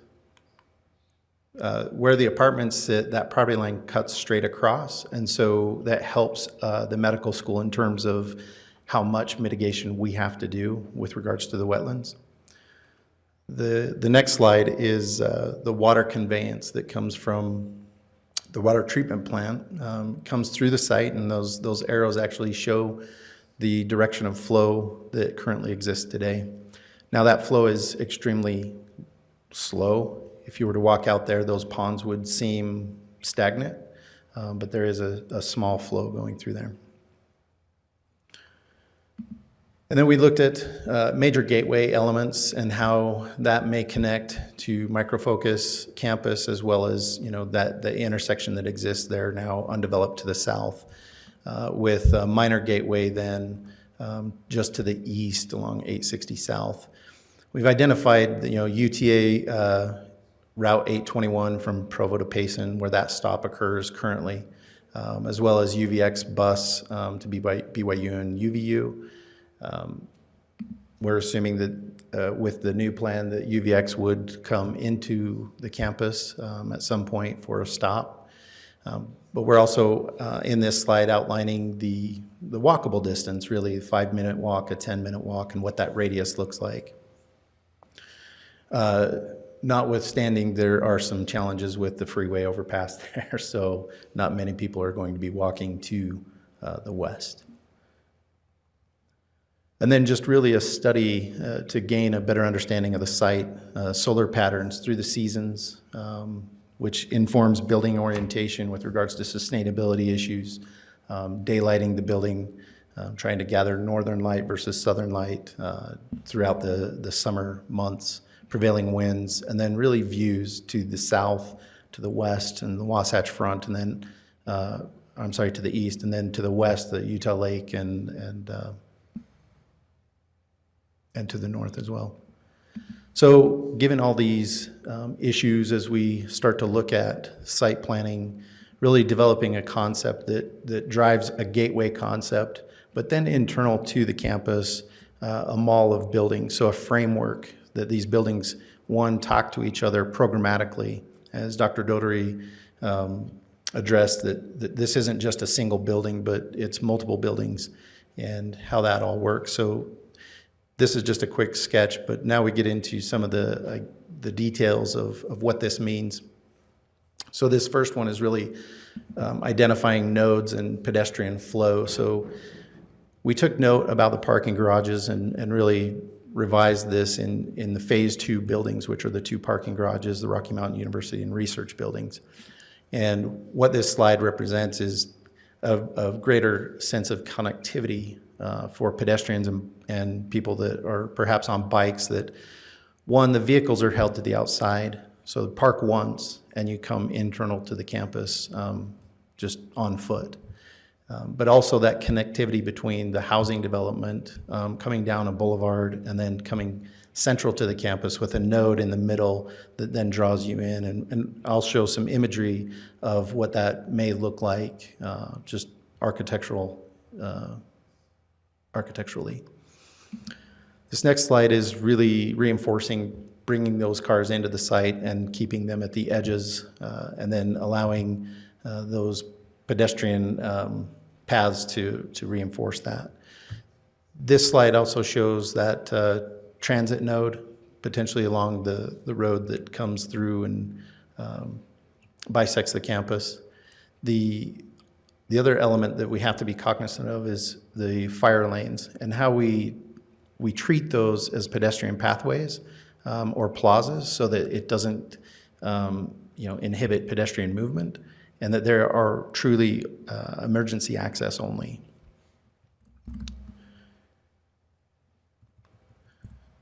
This slide really talks about a couple of things. One is the views to the south and also to the east. Notwithstanding, there are views that are back to the housing development. But this also shows the mitigation of the wetlands. And so as the light gray dash lines are where the existing ponds were, and as those get mitigated, the heavy green dash lines around the new ponds are where the intended new wetlands are to occur. And so balancing that, we can't just take those away, we have to bring them back as part of the Army Corps of Engineers requirements. And then just really looking at the orientation of the buildings and their framework as far as it relates to the environment, prevailing winds and sun. We really want to keep an east-west orientation so that there's quite a bit of curtain wall, there's quite a bit of glass, as you'll see in some of the renderings further in the presentation, that keeping it oriented in this fashion limits that solar heat gain for the building, is more economical for our clients and easier to maintain the buildings. Building footprints, I just go through this very quickly, but the footprints are 45,000 square feet for the academic building in the center, which is part of phase 1 development, and then the student center is about 29,000 square feet. The academic building is 4 stories and the student center is 2 stories. I'm not really going to address the other buildings as they are just in phase 2 and 3 and can change over time, but as far as a building pad and concept layout, this is what we're shooting for. As we look at the phasing, phase 1 again is the student center to the south and then the academic building there in the heart. Phase 2 would be parking structures because as you bring on additional program, before you can bring those people to the site, you have to have that empty chair, that place for parking. And then phase 3 would be the research building and the Rocky Mountain University building. And how those get developed is to be determined in timing wise. Materiality of the buildings. I believe last time there was a thought that these were just plain stucco buildings, and I would say that is not what the intent is, or never was the intent. And I apologize for the renderings that you received last time. They were not complete, and they were actually something that we use internal in our office to develop volumes, massings, and so forth. So this building is made up of brick, curtain wall. This is actually a University of Utah dental building that MHTN constructed designed back in 2014. The Gardner Commons, again on the University of Utah campus, this is a material that we're proposing on the NORDA building as well. This is just a GFRC panel system or rain screen. Gives a different texture and different quality to the envelope of the building. This is an exterior insulated finish system. It's a panelized system. The bottom right is similar to what we would be proposing on the portion of the building, but this is used very commonly in the design world. And then this is a similar exterior insulated finish system with a kind of a core tin finish. A lot of us call it the used penny, but it relates back to the colors of NORDA. And if Dr. Doherty was up here explaining to you what those colors mean, this is really meaningful to the building itself. And so then, as far as experience of what this might look like, the main campus is, as you approach, is made up of a composition of these materials pulled together. So the base would be the brick. The elements of entry would be the GFRC panels, and then of course the wings, if you will, of the main building are that simulated core tin material. A view from the freeway would be the basketball court, and really a way to identify the school. And then imagine at night that this basketball court could be lit with the minimal amount of lighting to become kind of a jewel box, if you will, to the entrance of Provo, where nothing exists today. An approach, this is the apartments really framing that gateway, that sense of arrival as you enter the campus. And again, that change in material at the entry really helps people from a wayfinding standpoint and an intuitive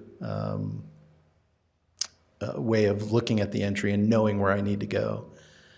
And then that space in between, this is really a rendering of where the buildings speak to one another. There's a lot of glazing that happens along the concourses between the buildings.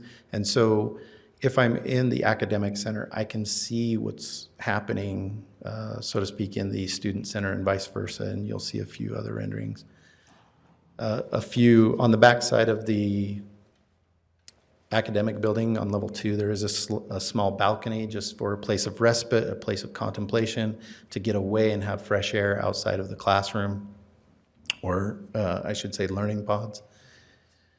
Again, that space in between, view from as you exit the lobby of the academic building, you're looking at the student center, and then back again, this is looking, you'd be looking west, and then a view from the balcony.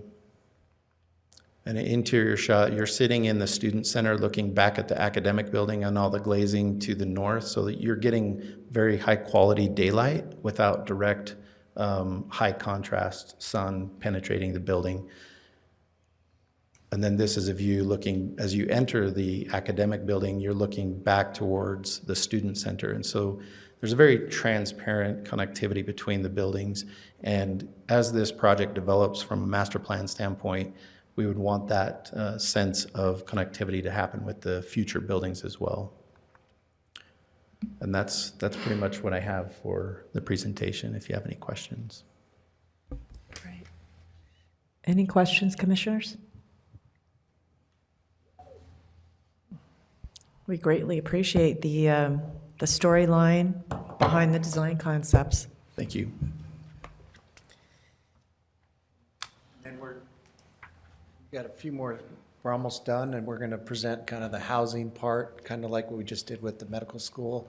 We've changed some things kind of based on some of your concerns and more of like what we're already moving to improve it. So it'll be updated from the 4 buildings. We now have 2 buildings, one to the east and one to the west of the main entrance. And Chris from 5 Degree Engineering will be presenting that. Thank you.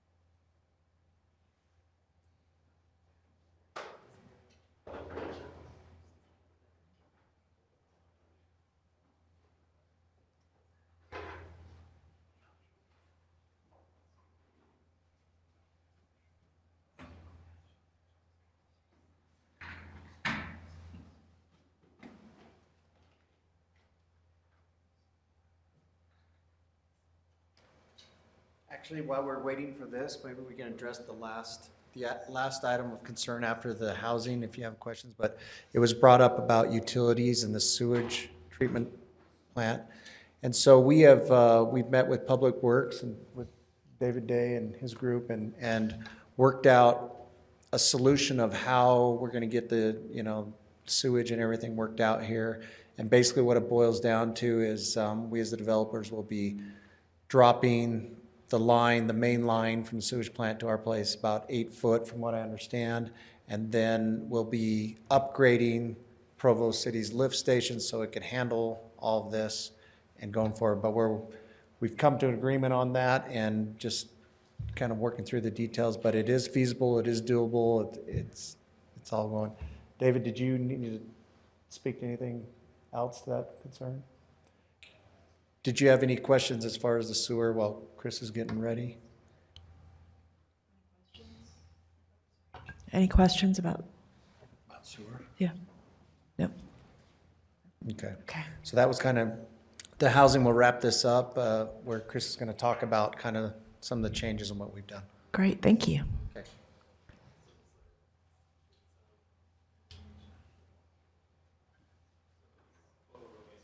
Oh boy, we're going to do a fly through.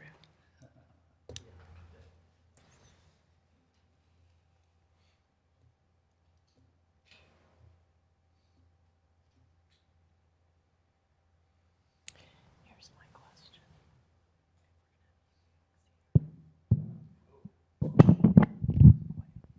Thank you for your patience. See if it will fit in my pocket and you can hear me. Can you hear me? Okay. So it's my privilege to talk about the housing development for this project. It has been said a couple times that this is student housing. I just want to clarify, this isn't bachelor housing, so we're not putting multiple students in the same unit. It's not like 6 beds per unit. This is a 1-bedroom, 2-bedroom studio apartments that are catered towards the younger professionals that might have a younger family. So with that, there are some unique aspects to this housing development that caters directly to the medical school. Our site for apartments is this blue shaded area. That this lighter blue right here is the boulevard going down, connecting to the school. You saw that in Curtis's renderings. So we've taken that boulevard and developed both sides into 2 separate buildings. We have building A on this side, it's a smaller building, and then we have building B on this side. This is a 4-story podium, which is 1 story of parking, then 4 stories apartments on top of that. So it's technically 5 stories. There is underground parking also associated with this. We'll go through a couple of these slides, just kind of give you an aerial perspective of what is happening here. You can see some rooftop terraces here, some lower courtyard terraces here and here. As we go through this, let me jump into my navigation now. So just wanted to give you a sense of what's going on with this apartment complex. We are at 736 apartment units. That's a reduction of the 793 that was originally requested. We are 1 story less than the previous design. We sit at, let me go to this right here. We sit at 68 feet tall from grade, so that's a little lower than it was previously. We do supply in our presentation here a list of materials. Last time there was a question where the brick was located. We do have the whole podium facing the street as brick and glass. This is in anticipating further language in the campus mixed-use zone. There currently isn't a language in there saying that we have to have a certain amount of glazing or hard surface at the lower levels, but we anticipate that. We've talked to Mr. Yost and Pepperoni about this, and we're addressing that concern early instead of waiting for that language to come through. As I'll just take you through a little navigation of this site. From a bird's eye view coming into the site, we have the boulevard here, and I'll come to this main entrance. Turn around, look at. So as you arrive to the site, you receive this, the boulevard receives you, and you can see down towards the medical campus. So down the distance, you would see the silhouette, the entrance to the campus down this road. You can see the pedestrian pathways, and there's also a bike lane going through this. As we navigate through this, you can see this lower level has a lot of glass and brick. Those are actually studio apartments that exit directly out onto the street. That helps activate at a pedestrian level the whole boulevard. This is fronting both sides as you go down. And this is in collaboration with the school, knowing that they will have students that need a temporary stay for 2 to 3 weeks at a time. These studio apartments would be available for them to use. As we go further down the streetscape, you have an entrance at a pedestrian scale into the larger development of Building A. There is bike storage where you can store your bike in a bike repair shop right here as you walk down. So this, you can see a parking entrance into the covered parking underneath this podium. No parking stalls are up against the boulevard or the main street. It's all cushioned with this the studio apartments.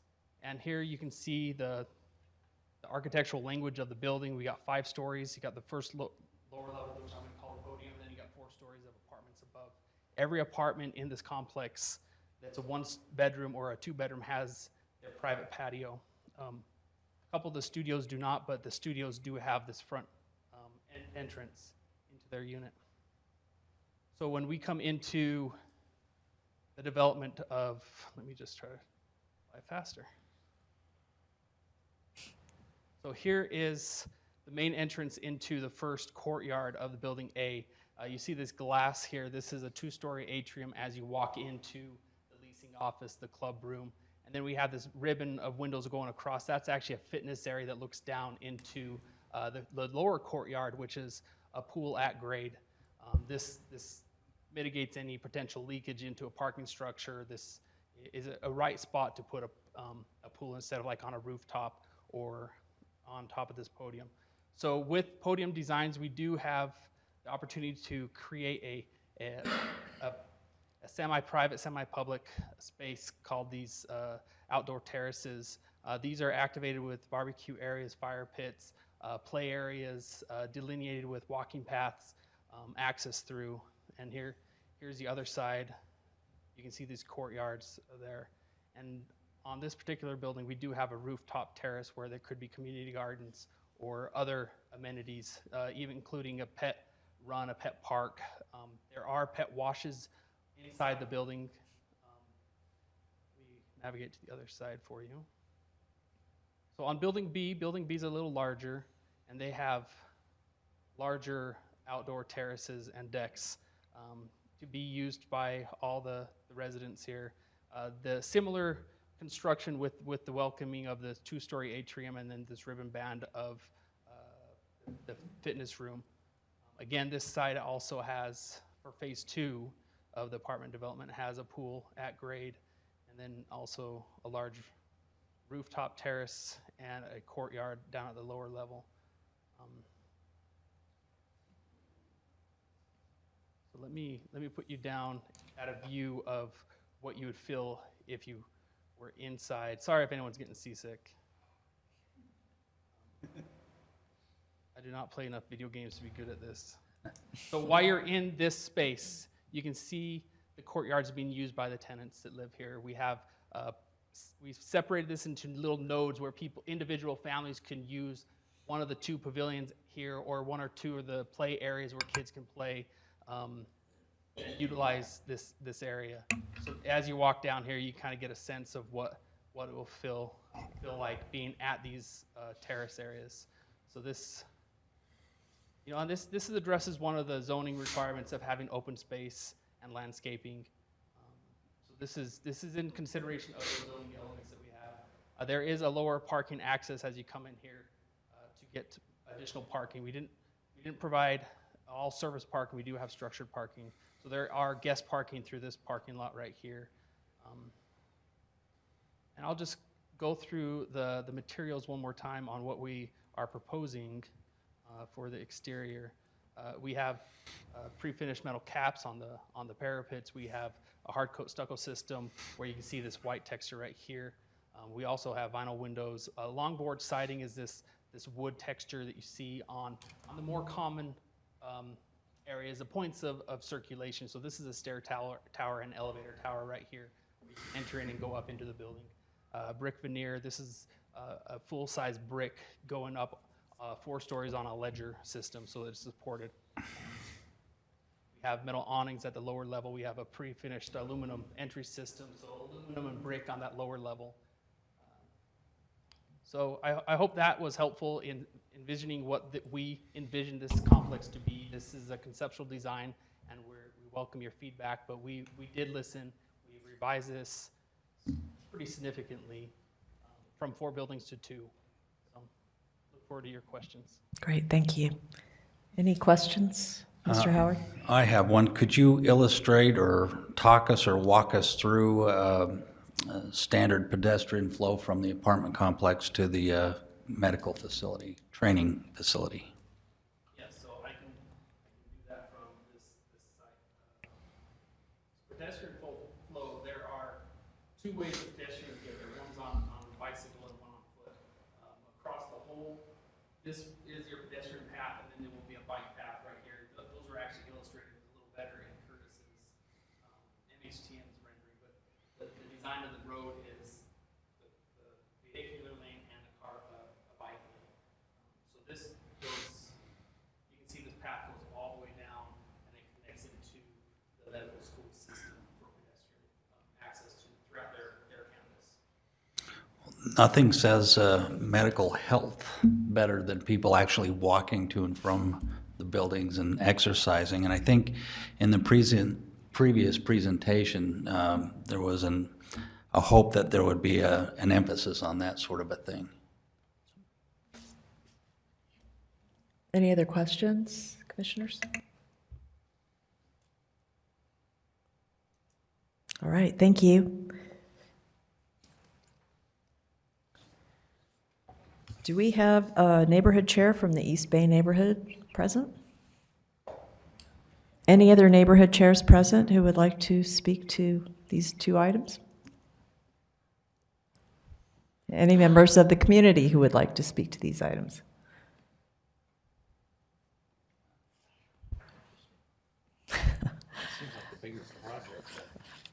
All right, I'll turn it back over to commissioners then for any questions, comments, discussion.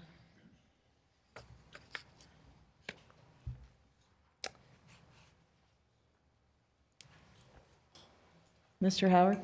I don't know that I have a lot of comments, and I know that a project of this type is very complex, takes a lot of people working together to come up with a good site plan.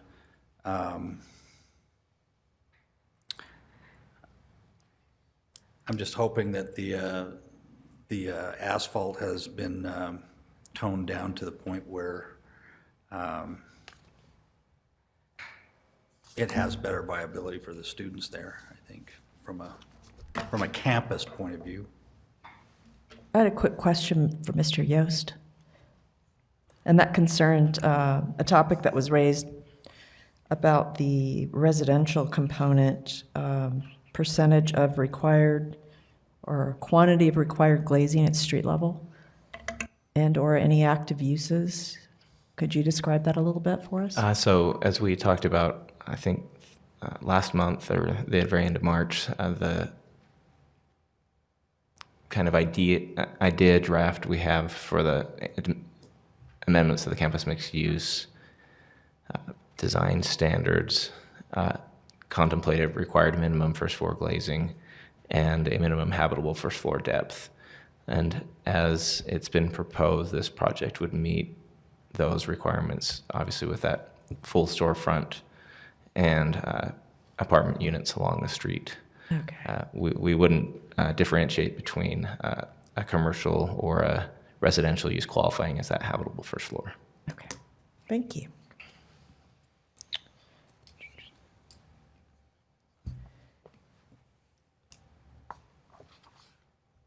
Any other comments, questions, discussion? Well, from an architectural point of view, I mean, it's a concept plan, so there's a lot of leeway in that, but what improvements or lack thereof have we seen from this meeting and the last meeting? And it seems like there has been some adjustments. Seems like there has been the thought to the bike paths and things like that. I wonder how much the site itself constrains the creativity there, and I don't know that I'm even qualified to venture a guess on how that might be. Well, I'll just weigh in on, first of all, the quality of the presentation, far superior, and we appreciate that. I think we didn't really have enough information to make an informed decision during the last hearing. So we appreciate that you've kind of you've listened to our concerns, gone back to the drawing board and tried to address those, as well as some of the history of your organizations that are involved in this. That helps with our decision-making process. It does appear that you did listen to the kinds of concerns that the commissioners had at the last hearing and looked at things like improving pedestrian and bicycle access, looking at materiality on the site, and also the placement of the parking structures, which I know was kind of a hot topic at the last hearing. It's good to hear that Public Works has found a feasible solution to the wastewater solution. Is that something we need to hear a little bit more about, Mr. Pepperoni? No, I'd just like to make a comment when you're done, if that's all right. Okay.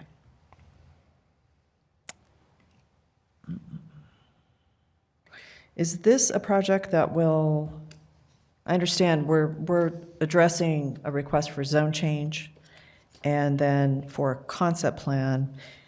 I guess my question would be, how binding is the concept plan as presented to us this evening as we move forward? And obviously the drawings are going to advance. There might be site conditions that were unforeseen. Could you just talk to that a little bit, please? Sure. Before I answer that specific question, I'd just like to say that last week the representatives of the medical school met with staff, and we rehearsed what we understood Planning Commission concerns to be. As a staff, we're very pleased with the changes they've come back with. We feel like they've very much in good faith tried to address each of the Planning Commission concerns. In relation to your specific question about the concept plan and moving forward, this latest concept plan, the latest revisions, would propose some things or are suggesting some things that aren't necessarily tied down in either of the zones that they're asking for. It would probably be appropriate for there to be a development agreement that would tie the concept plan, at least building locations and some things like that, some pretty high-level stuff, down to some level of specificity so that we know that as preliminary plans come forward, that they would be consistent with the concept plans. Who from the medical school would be best to address this issue? Well, Curtis and myself could address it. If I'd just like to ask you a question, if you'd come to the dais, please.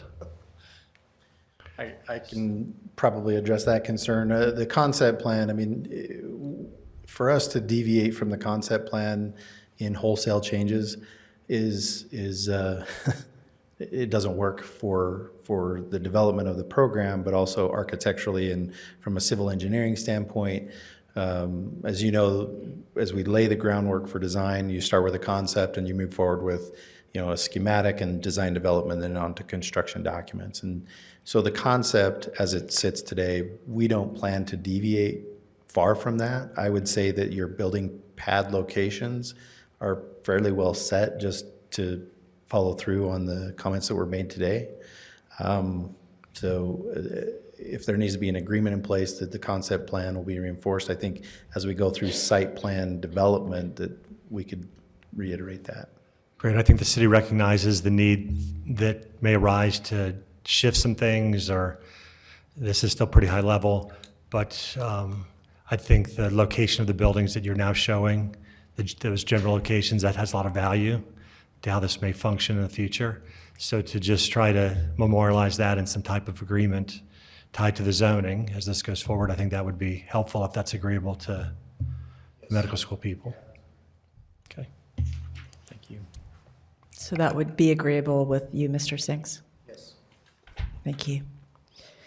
Yeah, it's one of the concerns that, of course, we always worry about because we're here to make the best decision for the city and ensure that, especially a project of this nature that's an economic development effort and has a lot of impact, potentially, that we have a mutual understanding and guarantee of some sort that what we see is what we're going to get. Because we know things can change. The economy could tank again. You know, there are many things that could happen. So I think we would feel much better knowing that that is something, a development agreement would be something that Mr. Sinks would be in support of. Any other comments, discussion, commissioners? Just a couple of thoughts. Mr. Thank Anderson. you. Quieter mic this week. It's hard for me to look at the apartments and the medical school together. It really seems like they're distinct developments. The idea of having some housing attached to a medical school at this location, I think, makes good sense. But this amount of housing where it's at, which is really disconnected from everything, you know, anything that anybody would do really throughout the day, but go to the medical school. So, In terms of things like daily needs, groceries. and I mean, or we talk about things like food deserts restaurants. and that sort of thing. You know, people hop on the freeway and go to Springville to go to Walmart, or Orem to go to Walmart, and that sort of a thing. It just seems like a remote, isolated neighborhood, which is the kind of thing that I think is probably best to not promote and, you know, recommend that we approve. I appreciate that comment because we kind of have a saying out there in city planning is that you should build the city, not pods of projects. So unfortunately, this site is very, in its nature, isolated. It's below the level of the street, University Avenue coming off of I-15. Half of it is wetlands or wet or water. And there's an established, I mean, if you pull up an aerial of that site, it's an island unto itself, quite honestly. It's pretty hard to connect what's there. I had one question, and this is a little bit off topic, but you know, we have the Lakeview Parkway now, which is a recreational bike trail that follows along the lake. But then we have I-15 and all these interchanges right there in the middle. Is there any future potential to make a direct connection over to these sites? You have Microtel, and you'll have a medical school, and you would have a captive audience to get out and access those amenities. Just something I was thinking about looking at an aerial this afternoon of that site. It seems like a missed opportunity not to make that connection in some way. But that's a bigger picture issue. Mr. Day? Maybe I could shed some light on that. We have a connection through our interchange to the Novell campus. So once you get to that intersection, that would be a nice connection to the trail system to the west side. There's actually a system of trails that get you across the interchange to the other side. So super. If they tied into that intersection, then they would be able to get out to the trails. That would be great, yeah. Yeah. So in some cases, in some senses, yes, this is an isolated site. It's been a golf course previously. But some ways that we looked at this as the planning staff is that where they're putting the residential, there's a lot of office space in very close proximity to that. And then in the last year, the Planning Commission and City Council have rezoned a large area right here to SC3, hoping to encourage retail commercial development to happen more readily. I would hope that between the SC3 zone there and the SC3 zone on the other side that we will gradually get more retail uses that will overcome some of the isolation of this site right now, today. And I'd add that you are one BRT stop away from the mall. Right. So Yeah, I mean, it's whatever that is in the future, you're close to it from a transit perspective. Connected to the mall, you'd say then, somehow? Yeah, there's a stop at the mall and the stop in front of Micro Focus.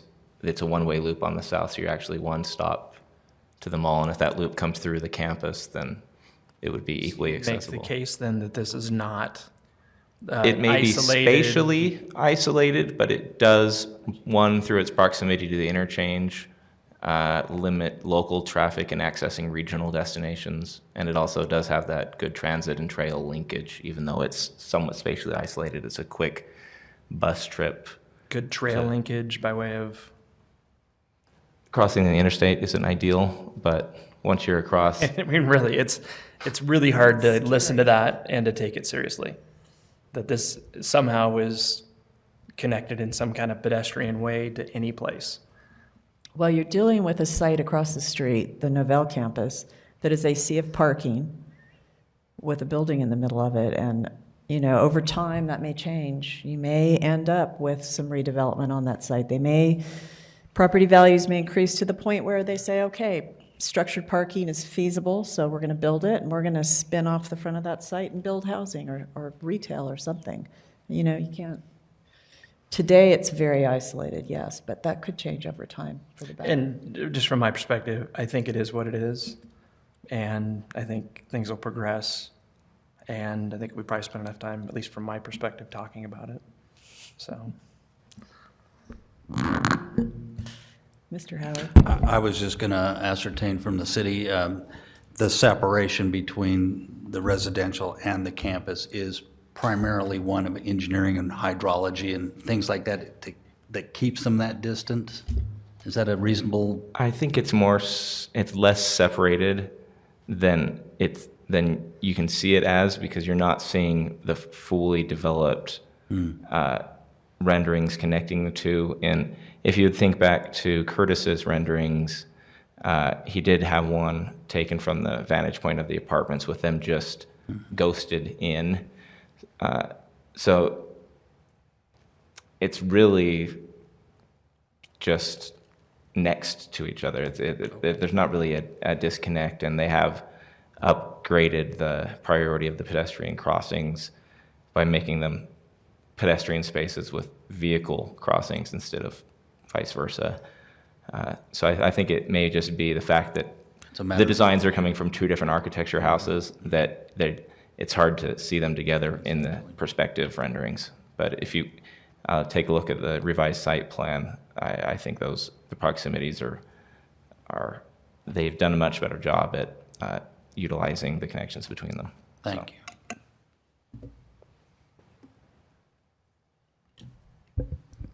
Commissioners, you want to take this item by item, or we have two topics on the table. One is rezoning, one is a concept plan approval.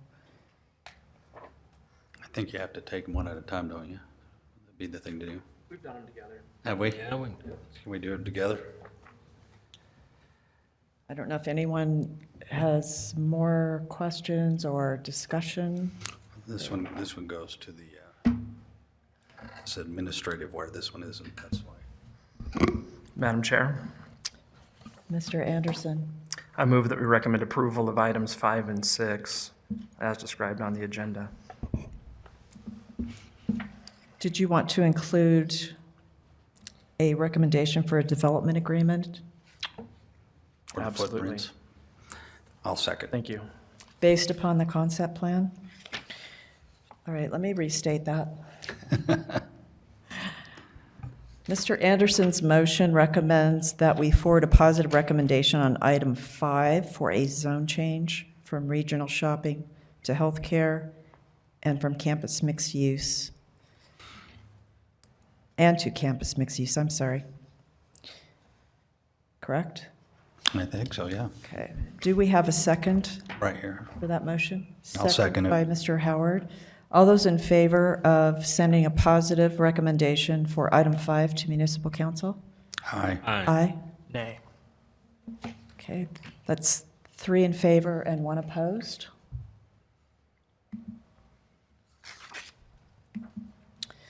And then on item 6, did you want to restate that, or do you want me to read it in? Oh, I'm sorry. Yeah, I was intending to include both at once, but same motion. How's that sound? Okay, so Mr. Anderson's motion is that we approve the concept plan for a medical school in a proposed healthcare facility zone. That's pending zoning approval. And a 793, now 700 and a little bit less than that, unit apartment development in a proposed campus mixed-use zone. And again, that's dependent on approval of the zoning change. Located at 178 East, 1860 South in the East Bay neighborhood, with the condition that the applicant, Mr. Sinks, enters into a development agreement based upon the concept plan submitted this evening. Aye. I will second. Seconded by Mr. Howard. All those in favor of approving the concept plan for item 6? Aye. Aye. Aye. Those opposed? I'm the nay. 1 opposed, so 3 in favor, 1 opposed.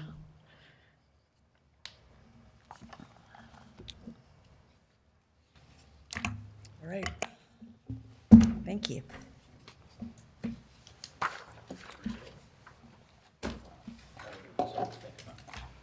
Okay, and the last item on our agenda for this evening is legislative in nature.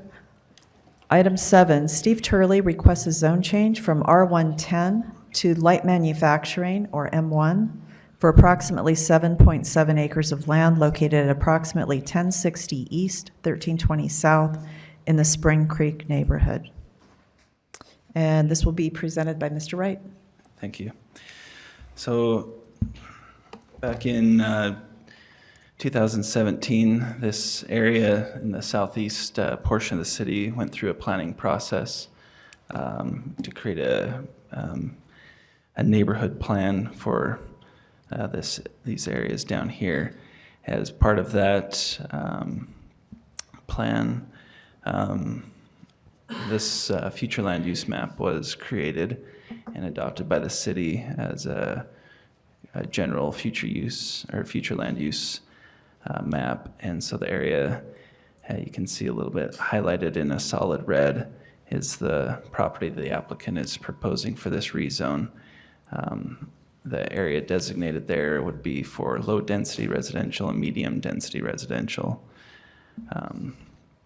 The applicant's request is to take the zoning from its current zone, which you see here as single-family residential, that was put in place following that neighborhood plan adoption by the city, to take it back to what it was previously, to the M1 zone. And so that's what the request is.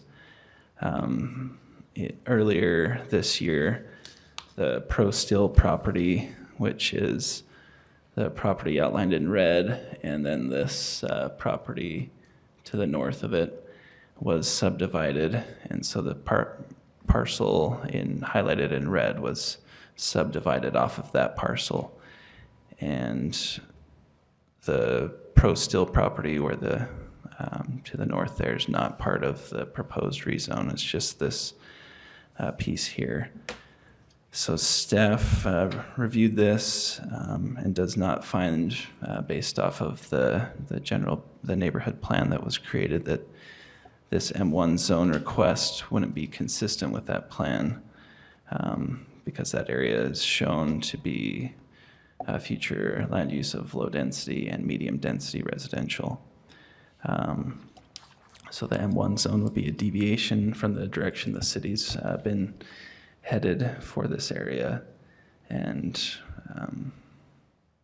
so staff would recommend that the recommendation to this municipal council be to deny the proposed rezone request. I'd be happy to answer any questions that you might have. All right, thank you. Any questions for Mr. Wright?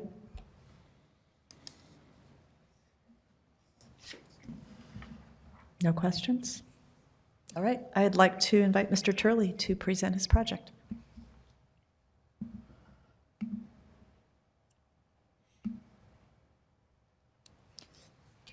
Thank you. Steve Turley from Provo. Do you have any questions for me? My application speaks for itself.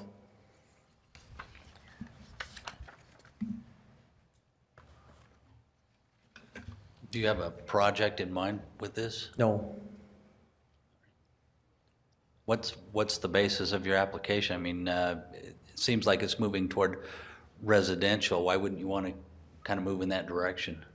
We're just making the request. Pro Steel, the ones that we purchased the property from, they're industrial, and they have expressed interest in keeping an industrial use as a neighboring use. And we understand city's plans, and we respect those plans. And we've asked this question before and received a very clear answer. So we're asking again, seeing if there's any change of heart or change of mind, and don't have any project to propose. Thank you. Thank you. Any other questions for Mr. Turley? All right, thank you. Thank you. All right, I'd like to invite the neighborhood chair of Spring Creek Neighborhood to the podium. Thank you for your patience, Mary. Remember, I raised 12 children. I'm good at this. It's laid out very well for you right there. It doesn't align with the general plan. It doesn't align with the Southeast Area Plan. And if I could,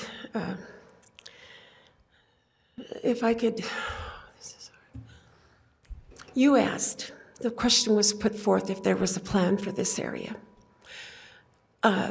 Community Development has received a land use application, and that gentleman called me today.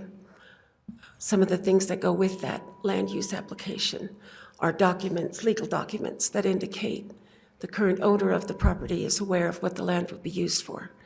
The application for that is to have the zone changed from what it is right now, R110, to MDR. So I'm assuming that maybe, I just don't know how this information didn't come up, but it is there, and you can confirm it with Community Development. Okay? Do you have any questions for me beyond that? I feel like you needed to know. You said it was MDR? No, but right this now. is M1. Okay, he's requesting, let's separate the two issues. I was afraid that might happen. Currently, it is R110. Right. The reason for that, and we have discussed this in the past as well, is that it is a placeholder so that we can control what comes in to meet the needs of the people in this city. And that was why it was put there. And you folks, as commissioners, were wonderful to offer up the R110 versus the LDR that we had suggested at that time. We like it, don't change it. And so Mr. Turley approached me about changing it back to M1. When asked if he had a particular product in mind, he again told us no. We revisited this previously in a neighborhood meeting when the same application was made. And at that time, there were, I believe, 4 members of the neighborhood there, 3 of which said, leave it as it is. So that was denied at that point. But there is a use in mind, and it's there. The computer shot me the information about it, so I know the city has it, and it will be for MDR. They're talking about 112 units, townhomes, affordable housing, which the city also needs. Okay? Thank you. Anything? Any other questions? Okay, thank you. Are there any other neighborhood chairs present who would like to speak to item 7? Any members of the community who would like to speak to item 7? All right, we will close this portion of the hearing to public comment. Turn it back over to the commissioners. Further discussion, questions, comments? Mr. Howard? I'm still a little baffled about the purpose of the application. There seems to be a bigger objective in mind, and I don't see why we should do anything on it. Well, I'll just say that I know a lot of time, effort, thought, and expense is employed to produce neighborhood plans and reassure neighborhoods and understand what the future they desire is. And zoning and land use are one of the two tools we have to help achieve that. So I wouldn't see any reason to go against this pretty recently adopted neighborhood plan to change the zoning. Mr. Anderson? Will certainly go along with that. It's hard for me to think contrary to the neighborhood plan and the general plan, but I remember when we had a discussion a couple of years about that, and I struggle a little bit today as well, where you have established industrial businesses and a property like this one that's right next to it, and just what really is best for a community. And it's easy to understand what a neighborhood would prefer and want, and that perspective is no surprise, but I haven't seen much by way of information or data that suggests that Provo really needs any more affordable housing, but yet industry and different things like that, they bring certainly a different kind of value to the community. But that being said, the general plan is what it is, the neighborhood plan is what it is, and I think it's kind of cut and dry from that perspective. I'd assume there's no appetite probably to revisit those documents, but from my perspective, that's almost where the applicant really needs to go as a starting point, is amending the general plan before we could consider a change that so directly contradicts that.